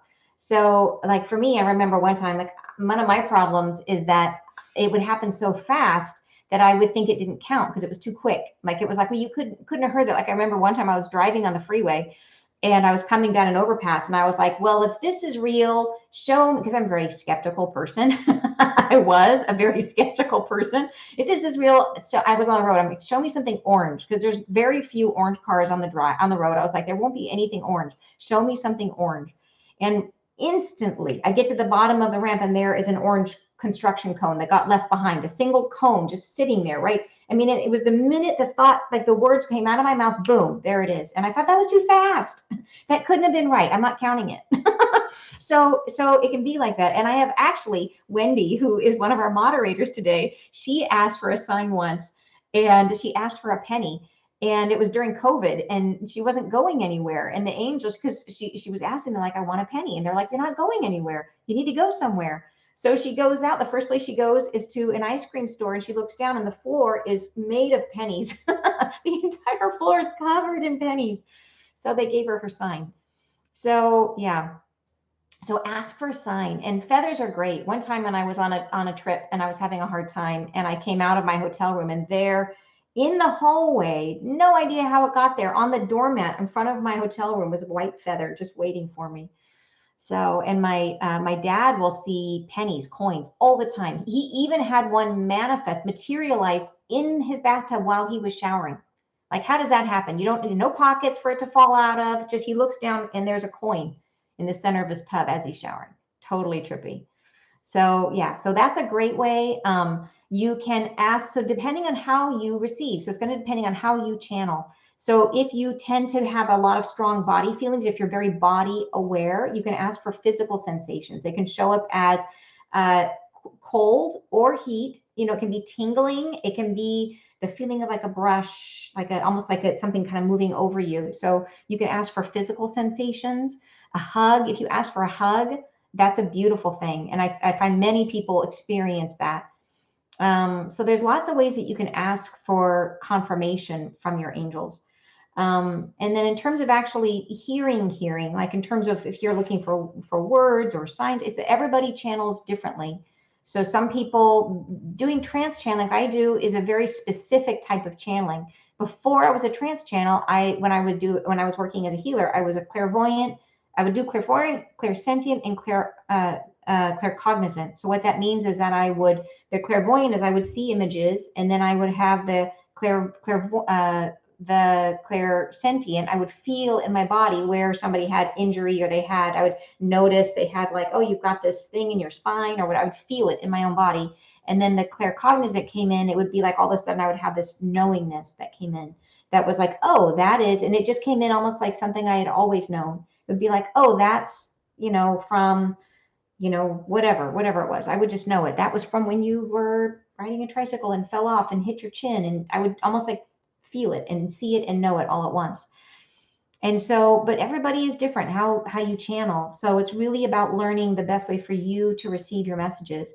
I know some people that have trained themselves to feel when they want a yes or no answer, to feel a pinch, like a poke on a certain part of their body. Another way, some people can really tap into their intuition by starting with dowsing, that using dowsing and then gradually with a pendulum, doing like this, and that kind of starts to connect, or using tarot cards. And those are tools that you can use to activate your intuition. So start with a pendulum and then gradually see if you can guess what it's going to give you before it gives you an answer. And there's lots of different ways you can learn to use a pendulum, but it's a way to start to train your intuition and to figure out how you hear it, how it works for you. Yeah, but we all have the ability to connect specifically to our higher self. We all have intuition. Every single one of us does. And then we all have at least one amazing spiritual gift, at least one amazing gift that you're meant to share. Everybody does. Everybody. Yeah. Would you be able to put the link to your slide presentation? Okay. So we got to that. All right. We did it. We got through you guys' questions. Let me see if there's anything down here that I missed. All right, thank you for this presentation. My question is, would one merge or allow more of one's soul's essence than isn't one fully balanced masculine, feminine? If one would merge or allow more of one's soul essence. Yeah, it's basically the same idea but to allow all of that in, it's like to allow it to be coherent. That is how we balance ourselves, right? And so yeah, absolutely. Thank you. Thank you for asking that. Is the platinum ray light angelic? Are you talking about the what is it, the 7 rays? I have ordered that book 3 times, and every single time it is stolen or lost, or the angels don't want me to have that book for some reason. I think because I could probably order it now. I tried ordering it. I think it was about 8 years ago. I tried 3 separate times ordering it. I bought it 3 separate times. And, the one with the gold on the outside and the whole thing, I really wanted it. And they were like, nope. And I think it was because it probably would have been, at the time, they were being very protective about what I was exposed to, because they didn't want me to be influenced. So even though I think like I said, beautiful book, but at the time, that was not the right thing for me, because it might have led me down a path that wasn't the path I was meant to go on. But now I wonder if I can order it. Maybe I'll try it again. So I'm sorry, I can't answer that question. Does the only this healing also mean current peace bathers cannot peace bathe during the series? Great question, Sherry. I'm going to have to channel on that. And I will get back to peace bathing members. I know you are one. So I will get back to peace bathing members and let them know if that's the case. It may be. So let me channel and find out, because it's going to be critical that we protect your energy during this process. So thank you so much for asking that. I should have thought of it, but I'm like, oh, it's angels. It's all them. But it is a different process. So I'm just writing that down. Okay, thank you so much. Um, let's see here. Where else do we have? How do I navigate in this stage to manifest more money to live on? I am retired. Yeah, great question. And I think it is, I mean, like all of manifestation, and like the main reason why manifestation hasn't worked in the past, not much, right? It works sometimes. It works when we get here, and we can't hold that very easily. And it can only work when there's nothing in us that is resisting the thing that we're trying to create. So it's like it's that whole idea, if we're trying to create from a sense of I don't have it, then we can't create it. So it's like this terrible loop. And the idea we want to get to is to be in a space of flow. And it honestly, it does not matter what age you are. You could be 87 and there is still, spirit still has plans for you. And I know that because my mom is older. And I know for a fact that spirit still wants her to be doing things. My dad, before he passed, he had dreams that he shared with me. My mom doesn't really dream and she doesn't like talking about this stuff. She's very supportive, but she doesn't like talking about this stuff with me. It's not her jam. But my dad was into it. And he would share with me his dreams. And his dreams showed that even though he had shingles and he was sick, his dreams were showing him that he was meant to be a spiritual leader and they wanted him to get back out there. They're like, go and do it, go and share yourself. Even though he would think at the time that he was like, how can he? You know what I mean? He's got this bad knee. How can he get out there? And it was like, no, the time is now. Go be the light that you're meant to be. There's never a time they're meant for us to stop, right? Every ounce of your life is important. And so I would say the same for you that I would say for everybody, which is that idea that we want to be in flow. And so it is about making a choice and then showing up for that choice and letting the resources align with you and then just trusting and letting it unfold. So there could be a bunch of different ways. You may have talents or skills you haven't explored or things you're good at, hobbies you enjoy doing, right? That you can then materialize, monetize into something. But I would say that would be the same is to just because you might feel like you have maybe less energy or maybe you're older, that your life is super important, like that you are super important and that like the world needs your gifts. So yeah, and I see that. I saw that in my own dad. And I tried to tell him, like, you're meant to lead. Like he was meant to be a leader. He was a leader his whole life. And then he quits corporate America and he just sits and he's like, nope. So yeah. Um, all right. Let's see. Janet, is living on the new earth like living in the flow, just like great composers, artists, musicians who have mastered their creative potentials, embodying divine sensitivity? What a beautiful thought. I do think like that. I believe that to me, that is a form of channeling. And that when they get those amazing insights, amazing music flows through them, that is channeling. And like for example, like Leonardo da Vinci, incredible channel. If you look at his drawings, he was seeing, elevators and airplanes before they existed. Like how in the 14th century, he has pictures of these things. So clearly a channel, incredible channel, right? And yeah, absolutely. But the one thing I would say about that is that even though someone might connect to their spiritual gifts, it does not necessarily mean that they are healed. That you will see people who are amazing channels who are still struggling with their wounding. So it's almost like for some people, your gifts come in when you clear yourself because you get closer to that connection. And then all of a sudden, everything is in flow and you have this divine alignment. And so you get that connection and it's amazing. But some people, for example, if someone has a near death experience, it's like they open the veil a little bit and they will have spiritual gifts. They might be super psychic. So there's a lot of like the famous psychics that we know had near death experiences. And so what it does is they cross back over, it kind of tears the veil for them and they have all this stuff come in. And then it doesn't mean that they've cleared their junk. It means that they have a hole in the veil. And so, yay, because they are amazing at what they do, but it doesn't necessarily mean that they are clear. And so that is one thing to be aware of. That just because somebody can channel or just because somebody is psychic, that that the message always has to pass through the meat, through the body. And I don't mean meat in a derogatory way at all. Like a lot of reverence from my physical self and for the being that is my physical body. But I mean, it's just that this is solid, right? And this is a personality, and this is all the things, and the message has to pass through a person. And in the process of doing that, that person's biases and that person's prejudices and that person's belief systems color the message.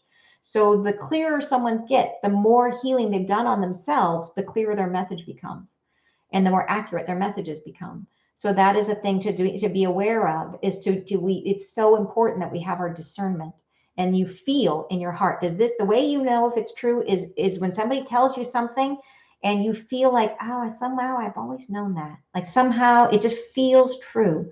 If you have a session with somebody, say you book a session with a psychic and they tell you, oh my gosh, you have to do this, or your son is going to have some horrible illness, and it creates all this fear, that is most likely not a clearly channeled message, right? Because your guides and the angels don't want you to feel fear. And they're not going to put you in a position where it's like, you got to do this, or like, that's not how it works. And same thing where if it's a thing where you hear something and you're like, wow, I've never thought about that before. It doesn't feel like me. It doesn't feel like something I would want.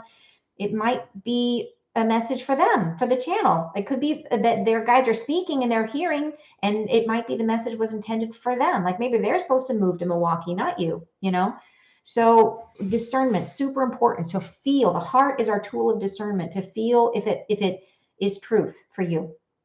And I think that is such a critical message right now, because one of the things that's happening with all of this energy that's hitting the planet is the negative energies on the planet are highly activated, highly activated.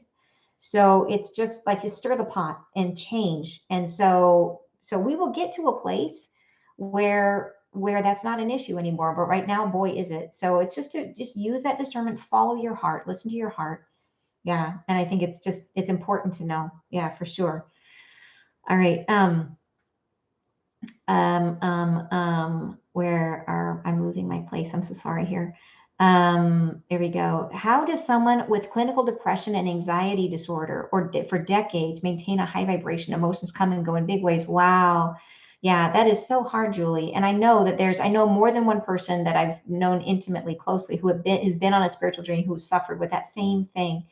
And that I would say that just like everything, that is about healing. That healing can help you with that. And it doesn't mean that you shouldn't go through whatever help you're getting right now. It just means add to it.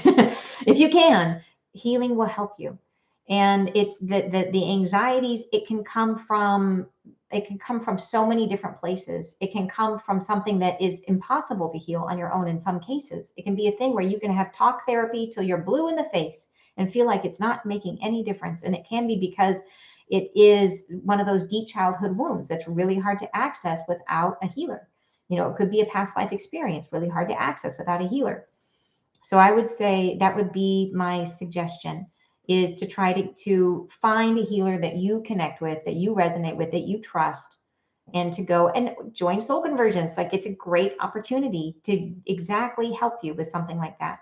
So, and that's not, like I say, I'm not making any promises. I'm not saying that you're going to come and it's going to be fixed, because we heal ourselves. That it has to be a thing where it's the right time for you and that you're aligned with it, but you will see progress. Yeah, you'll see progress. And where does the solar flash fit in? I thought that this event would be the one to reset the earth or bring about an ascension, but didn't you say it would happen at the beginning of all the events? Yeah. Hi, Amanda. So that beautiful flash they were talking about, which I am so excited for. And I believe they were saying that it would happen in the middle of everything else, like when everything else is going on. So I don't think it's far off. Like, I think I was talking about this before, that there's this one astrologer who was able to figure out a way of tracking major events in our world. And what he did is he looked at, he just passed in 2019, but he accurately predicted COVID as a virus.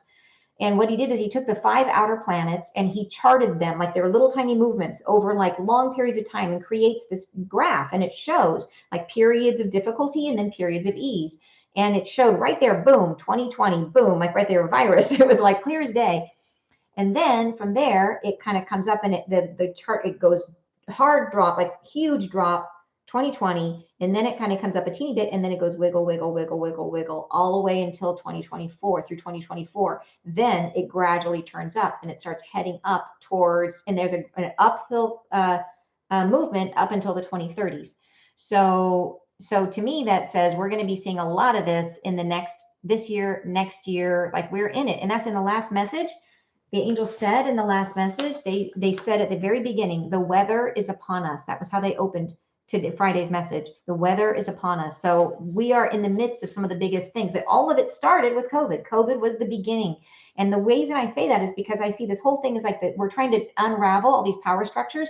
COVID was the first thing that began to stretch the rubber band, right? And it took a ton of the slack out of the rubber band. All the systems got stressed, and the economy got stressed, and the leaders got stressed, and everything got stressed. And then it's just one thing piling on another, until finally it gets to a place where it can't be anymore, right? Things unravel. And that's kind of what we're going through. But COVID was the beginning. So we are in it, but we are getting ready, I believe, for a period of rapid acceleration. I believe this last quarter of the year is, and here we are in this eclipse month. I think that there's going to be a lot of stuff that happens. So already, though I've been saying that since before this new war broke out, and now here's this. So it's what else?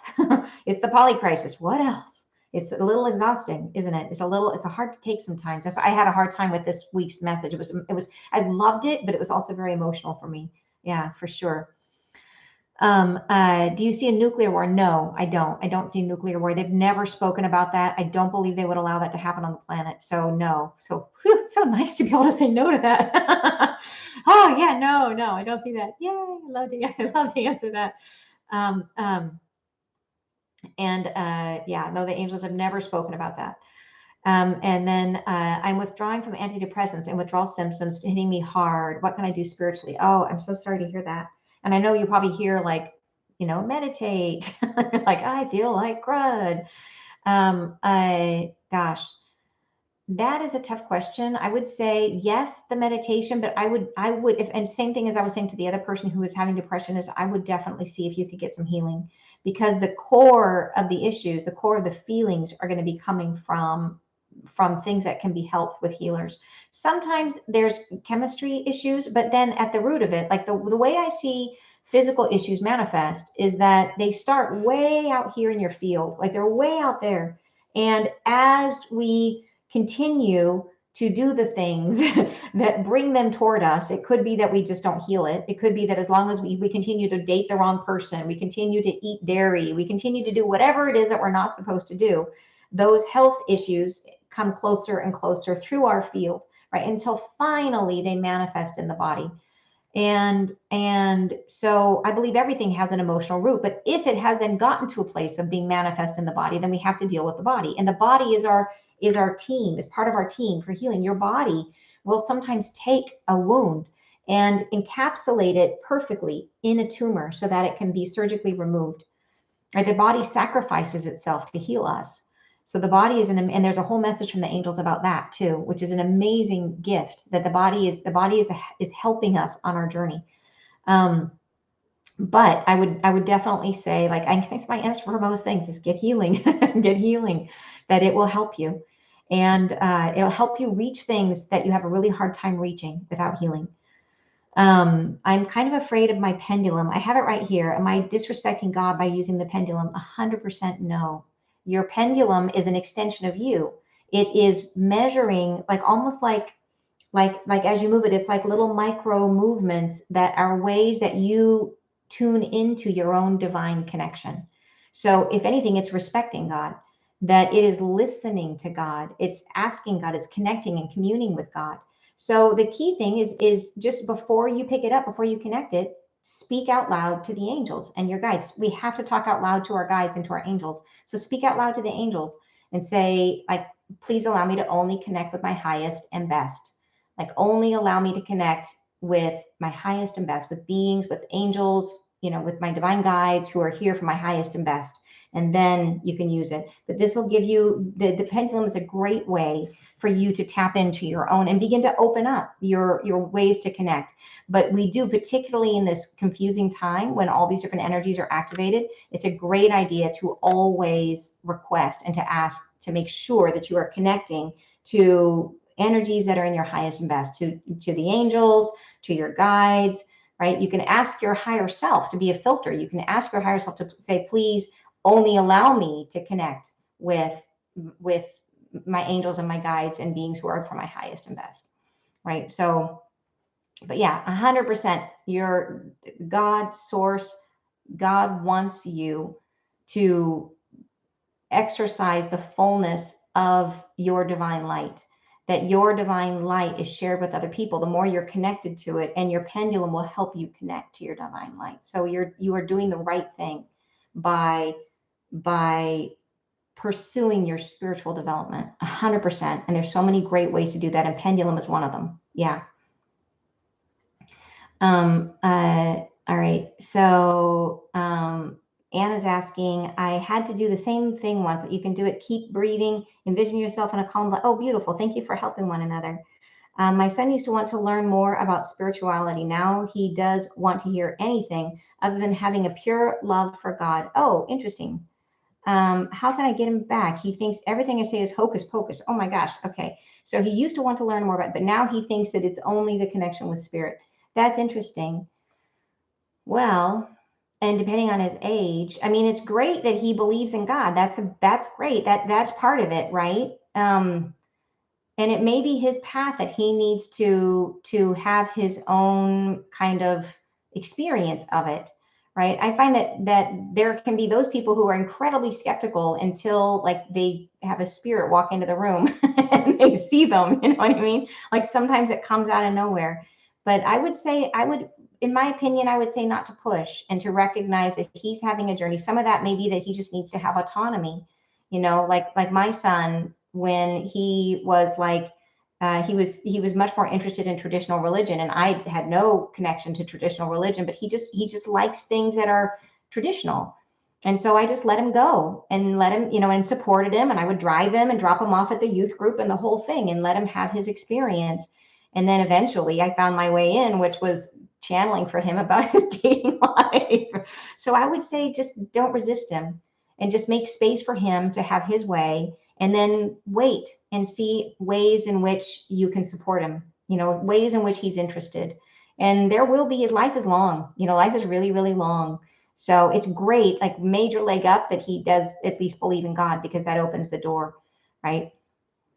So yeah, hopefully that's helpful. And I know it's a little irritating when he says what you believe is hocus pocus, because I'm all for giving them room to believe, but then what I would say in return is, but you must also give me room to believe. Like, I respect you, you got to respect my beliefs too. Yeah. How would one best prepare their body for channeling? Great for asking. There's the things that I would say is, number one is you want to be in like trying to channel from a low frequency is very, very hard. So what you want to do is get into like a simple cheat way. If I'm having a bad day, get into the frequency of gratitude, that it's like an instant switch, like a turn on to get your body into holding and you want to hold that frequency. So think about something that makes you feel grateful until you can't help but smile, till you feel like your body, all of a sudden you're in a great mood, like you're feeling it, and then connect. So that's one way.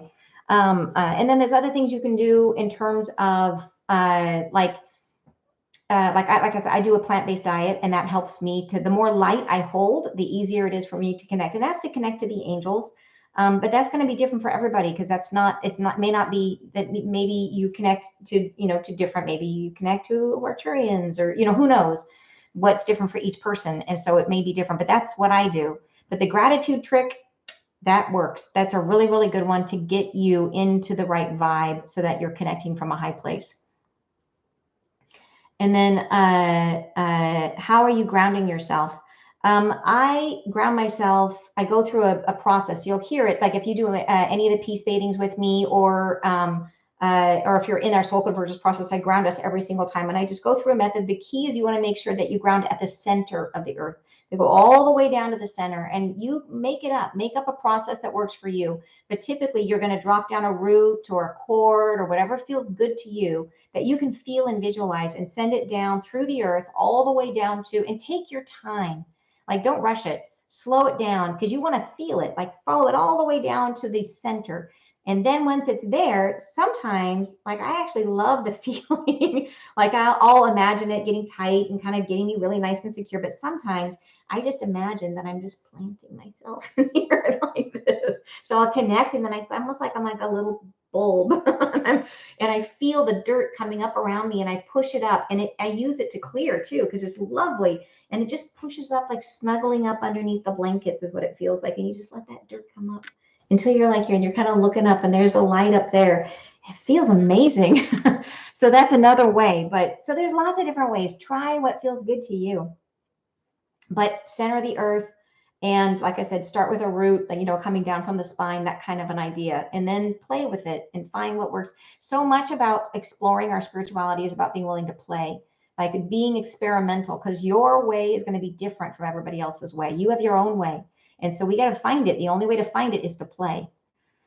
Let's see, trying to find out what happened to me, this wow existential moment.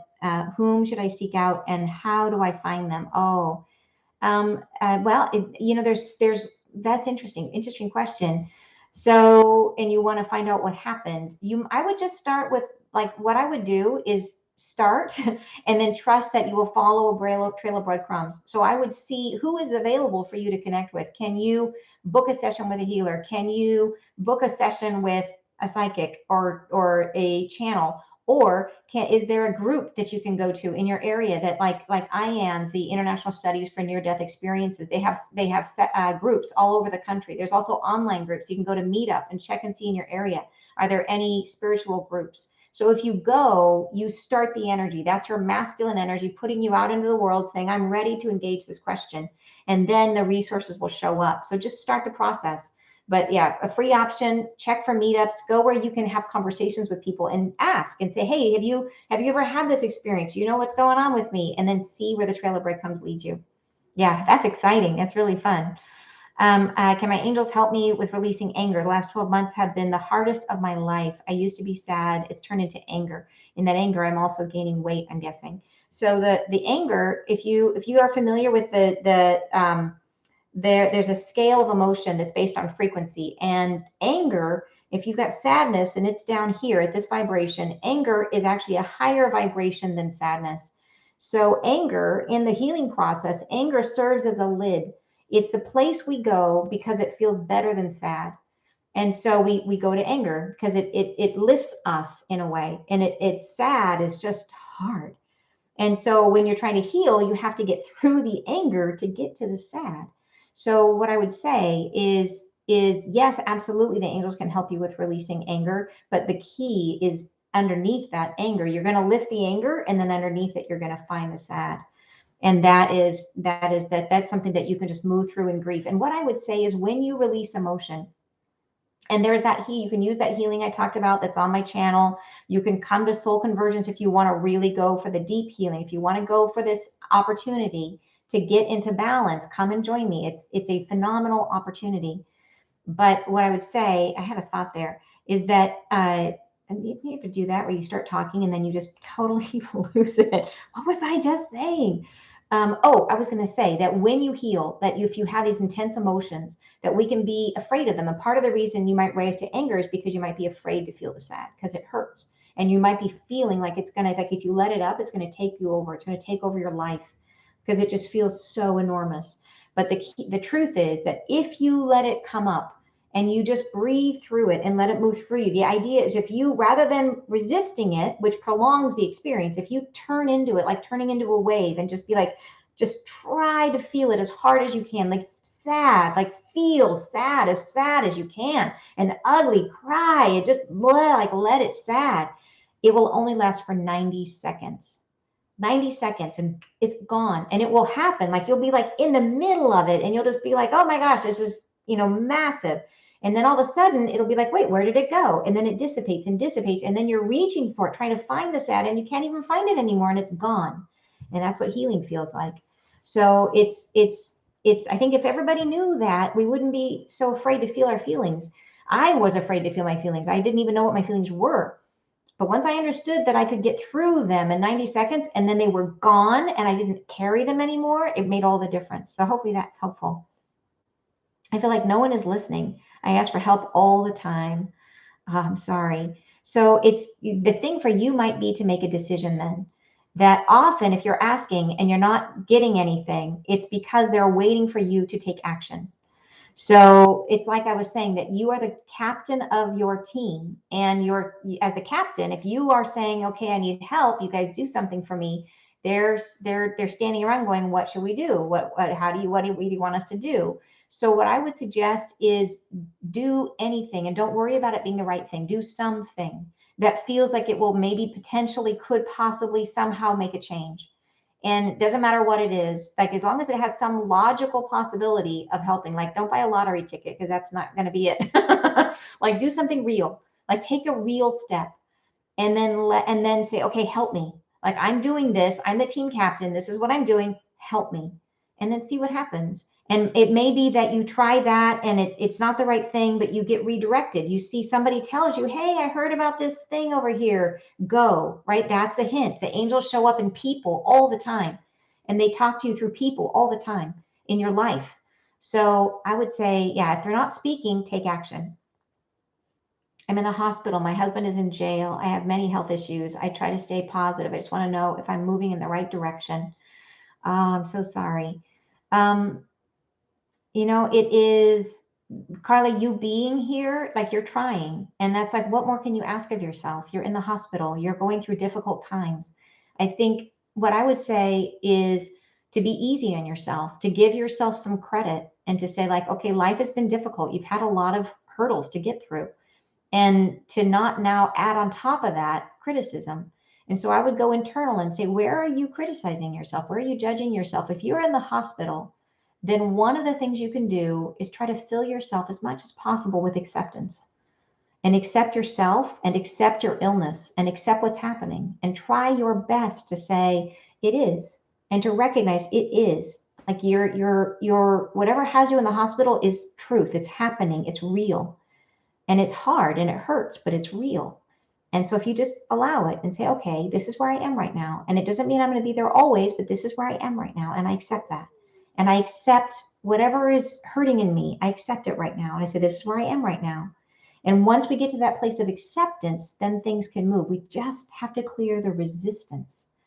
And so just the next step, if you're in hospital, the great thing for to do is just focus on acceptance. Get to that place of understanding, like, as bad as you might feel it is, it's that bad for you. Like it hurts that much, and allow yourself to acknowledge it and to feel that and to be like, okay, it's true and I accept it. And then that, like I said, that can open a door for you.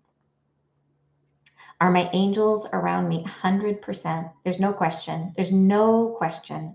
So Carla, and I'm getting an emphatic yes, an emphatic, and they're showing me right now. They're showing me right now to your. If I'm looking at you, if you're in front of me, right here, there's one tall one, and then there's also a secondary one. But there's a tall one showing me standing right next to you, and wanting you to know, and they're nodding yes, and very, very happy that I'm sharing this with you. But there's specifically, and that is it's a healing angel, but he's not able to come in. He's standing, so he's standing, his hands are down. He's not able to work on you yet. He's saying yes.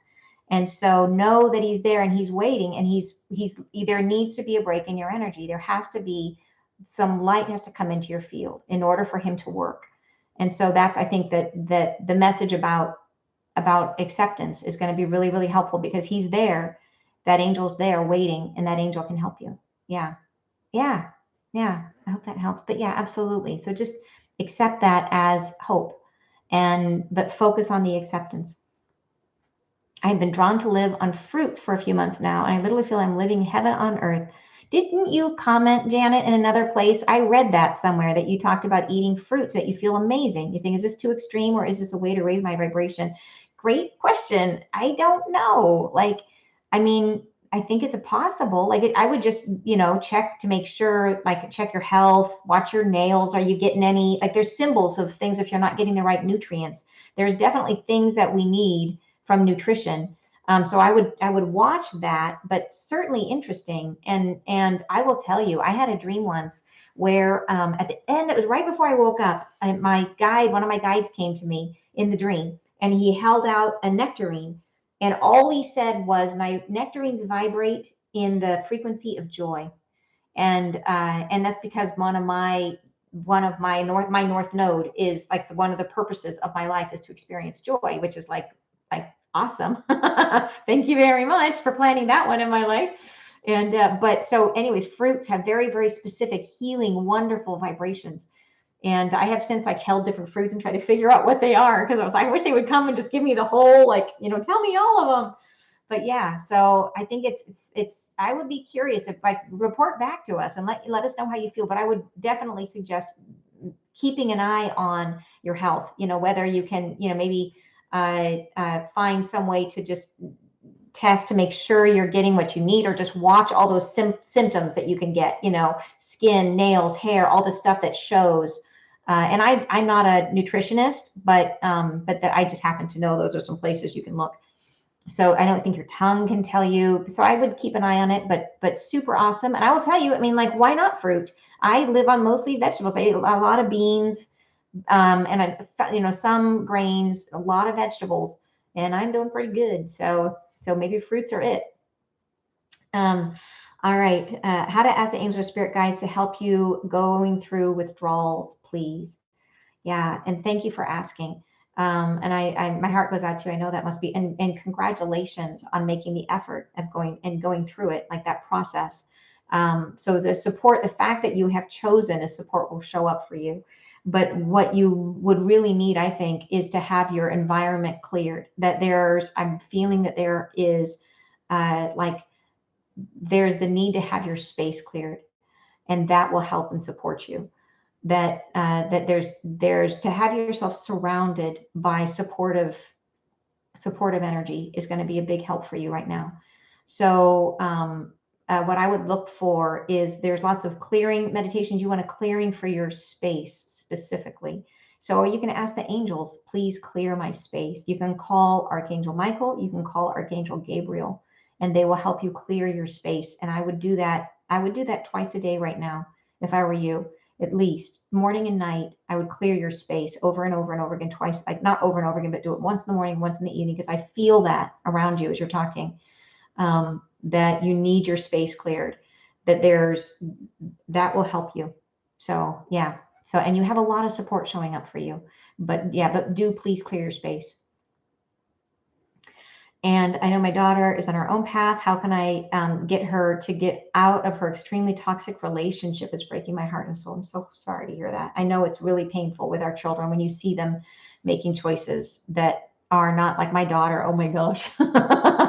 My daughter, when she went away to college, decided she wanted to live above a nightclub. And I tried every form of logic to explain, like thump a thump a thump, like imagine trying to study, and it was in it, like the doorway was like down an alley, and I was like, it was like, oh, nightmare. But my daughter, like, needs to learn her own lessons.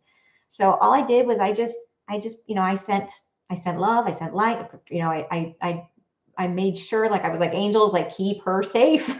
She's living in this crazy place. And sure enough, in 6 months, like, it all went to, like, the roommates were terrible and the place was terrible and she was ready to move. But I had to let her have her experience. And the fact that I was supportive of her through that experience meant that she could come to me for help when she needed it. So that's what I would say to just always be on her side, and to let her know that you're always on her side, and to just express, like, say, I know you're going through a hard time. I want you to know I'm supportive of you and whatever choices you're making, but I'm always here for you if you need me. And, and just giving her that space to make her mistake, but let her know it's safe to come back. Yeah, safe to come back. How do you step out of a repeated pattern? That it could be a thing that needs healing. So that's repeated pattern. Like, sometimes they're very hard. Like, you're like, how, especially if it's something that seems like it just shows up, like the abusive boss, or that's the kind of stuff that could be very hard. It's very hard for us to find those, like, womb to age 7 wounds, it's very hard to find them without help. So Soul Convergence, come join me. Come join me. It will help. Yeah. And then, do you have any advice on being able to audibly hear your angels? I have tried journaling meditation. While I have felt sensations, I would love to hear them. Oh yeah, it's funny. Like I am clairaudient, but I don't hear them. I rarely hear them in that way, like voices. Only once in a blue moon do I get like where it's like the voice, and often it's in that liminal state between awake and sleep when I will hear. They will. That's actually, and it's never actually been the angels. It's always been Yeshua who speaks in that time. So I've never actually, now that I think about it, I've never actually heard the angel's voice. It's always just Yeshua. So it's that the clairaudience. Often it will show up more like music, where you will see, like you'll all of a sudden be singing a song in your head that's stuck in your head that is a specific song, and that song contains a message.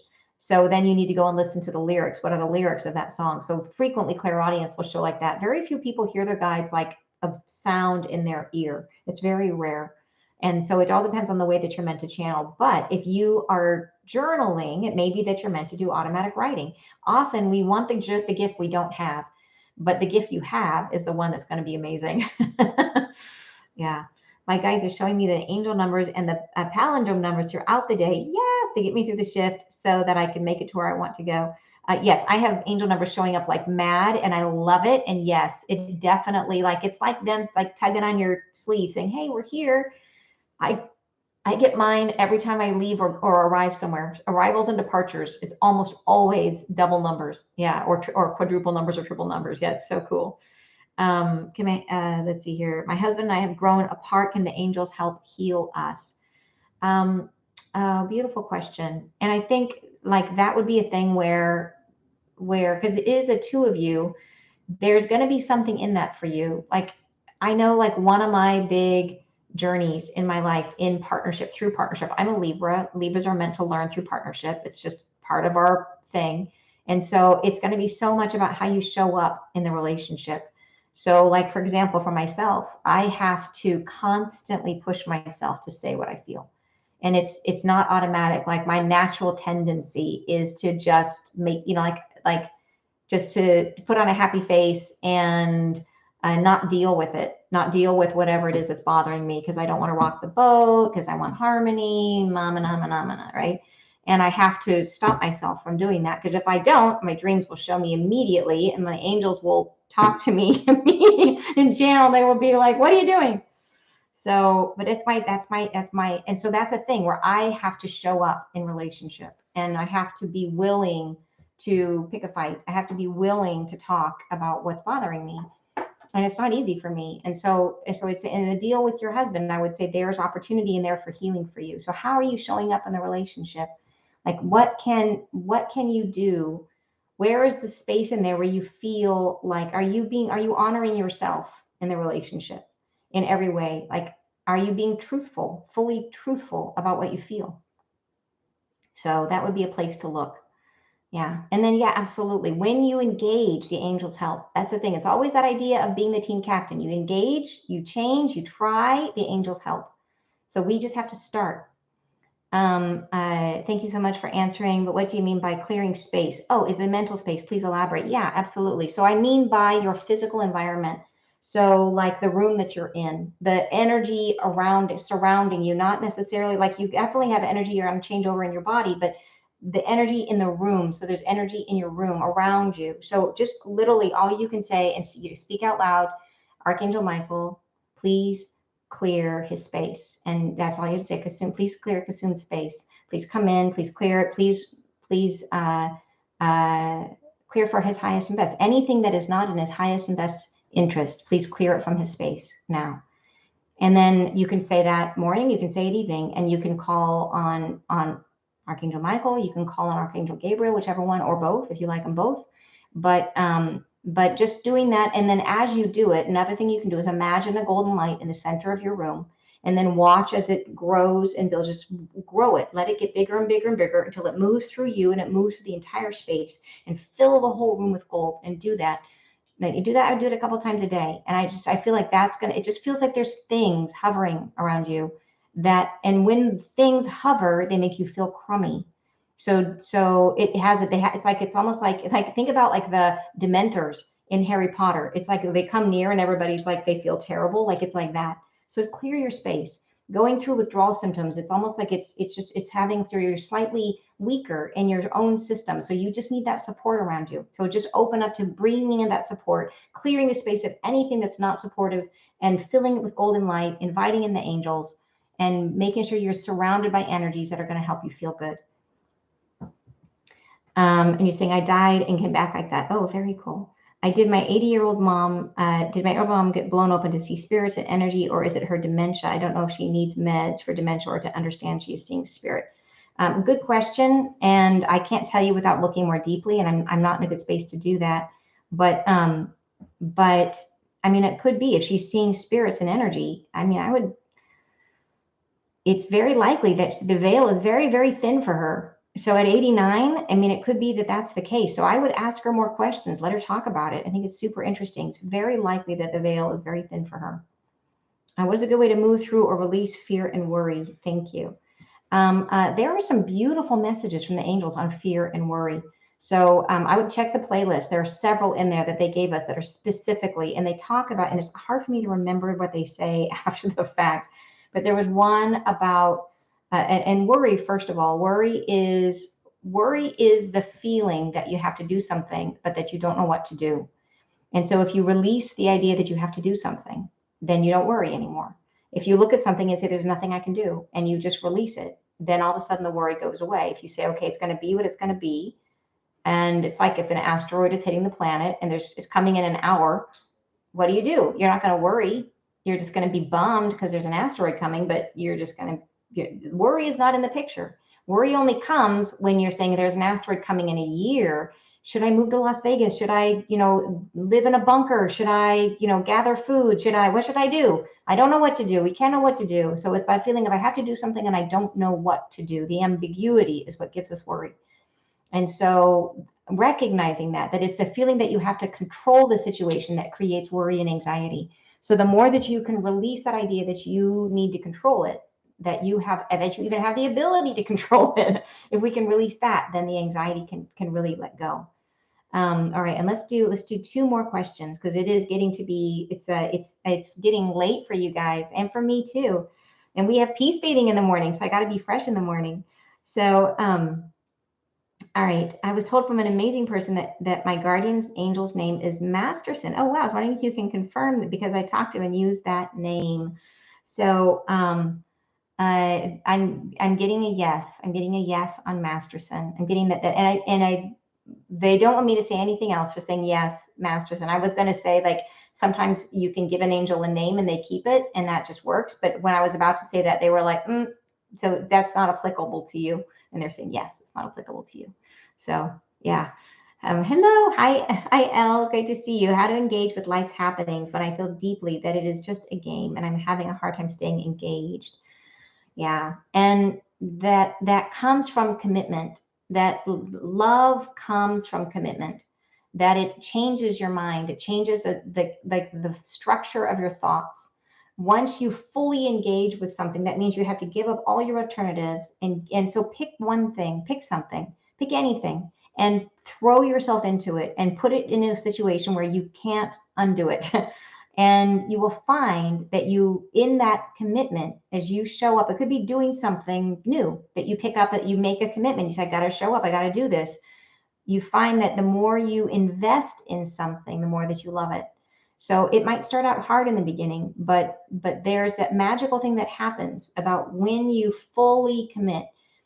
It's like it takes, this is actually in the book that I wrote. It's a key thing I think about understanding love is that typically we go through life in comparison. We're constantly comparing things. And that's how we understand the world. We understand I want this one more, this one less because this one's bigger, this one's smaller. But the longer we stay in comparison, the more dissatisfied we get. We go through a process of feeling like nothing has meaning, nothing is good, because you might have picked something, but then if you're still shopping all the time, every time you pick up a new thing, you compare it to the thing you have.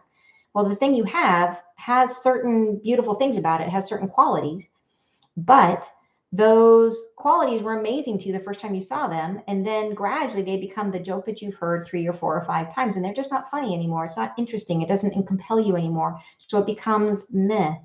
And we do that to ourselves in every aspect, that we stay in this process of constantly shopping, and we take everything that we would have loved and we make it lose its sparkle.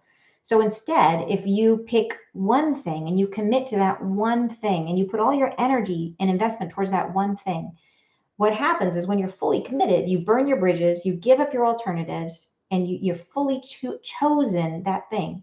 Then what happens is that rather than trying to find the difference between two things, which is what you were doing before, comparing, instead, you look at the thing you chose, and that same part of your brain that used to compare, instead, it looks at the thing you chose and says, what is best about this thing? What do I love about this thing? So it starts to work to help you stay committed, to stay in love, to stay invested.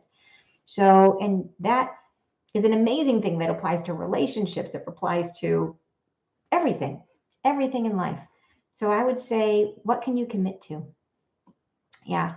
And can the angels tell us about sound healing? I use tuning forks every morning and sing along with them. Oh yeah. So tuning forks are awesome. I have had some amazing healing sessions with tuning forks and love them. But yeah, sound is one of and especially if you are using sound yourself, it carries your consciousness with it. So that makes it even that much more powerful. But yeah, sound healing is it's pure vibration. So it's absolutely very, very healing. And we're at 2.5 hours. Phew. Okay, time to go, you guys. Thank you so much, everybody. I really appreciate you being here. Remember, if you are interested in soul convergence, it is on my website, antucker.com/soul-convergence. Thank you so, so much to my amazing moderators, to Margarita and Wendy and Janice. I am so grateful to you guys for doing an amazing job. Thank you. And have a beautiful evening, you guys. All right. Lots of love. Have a great night.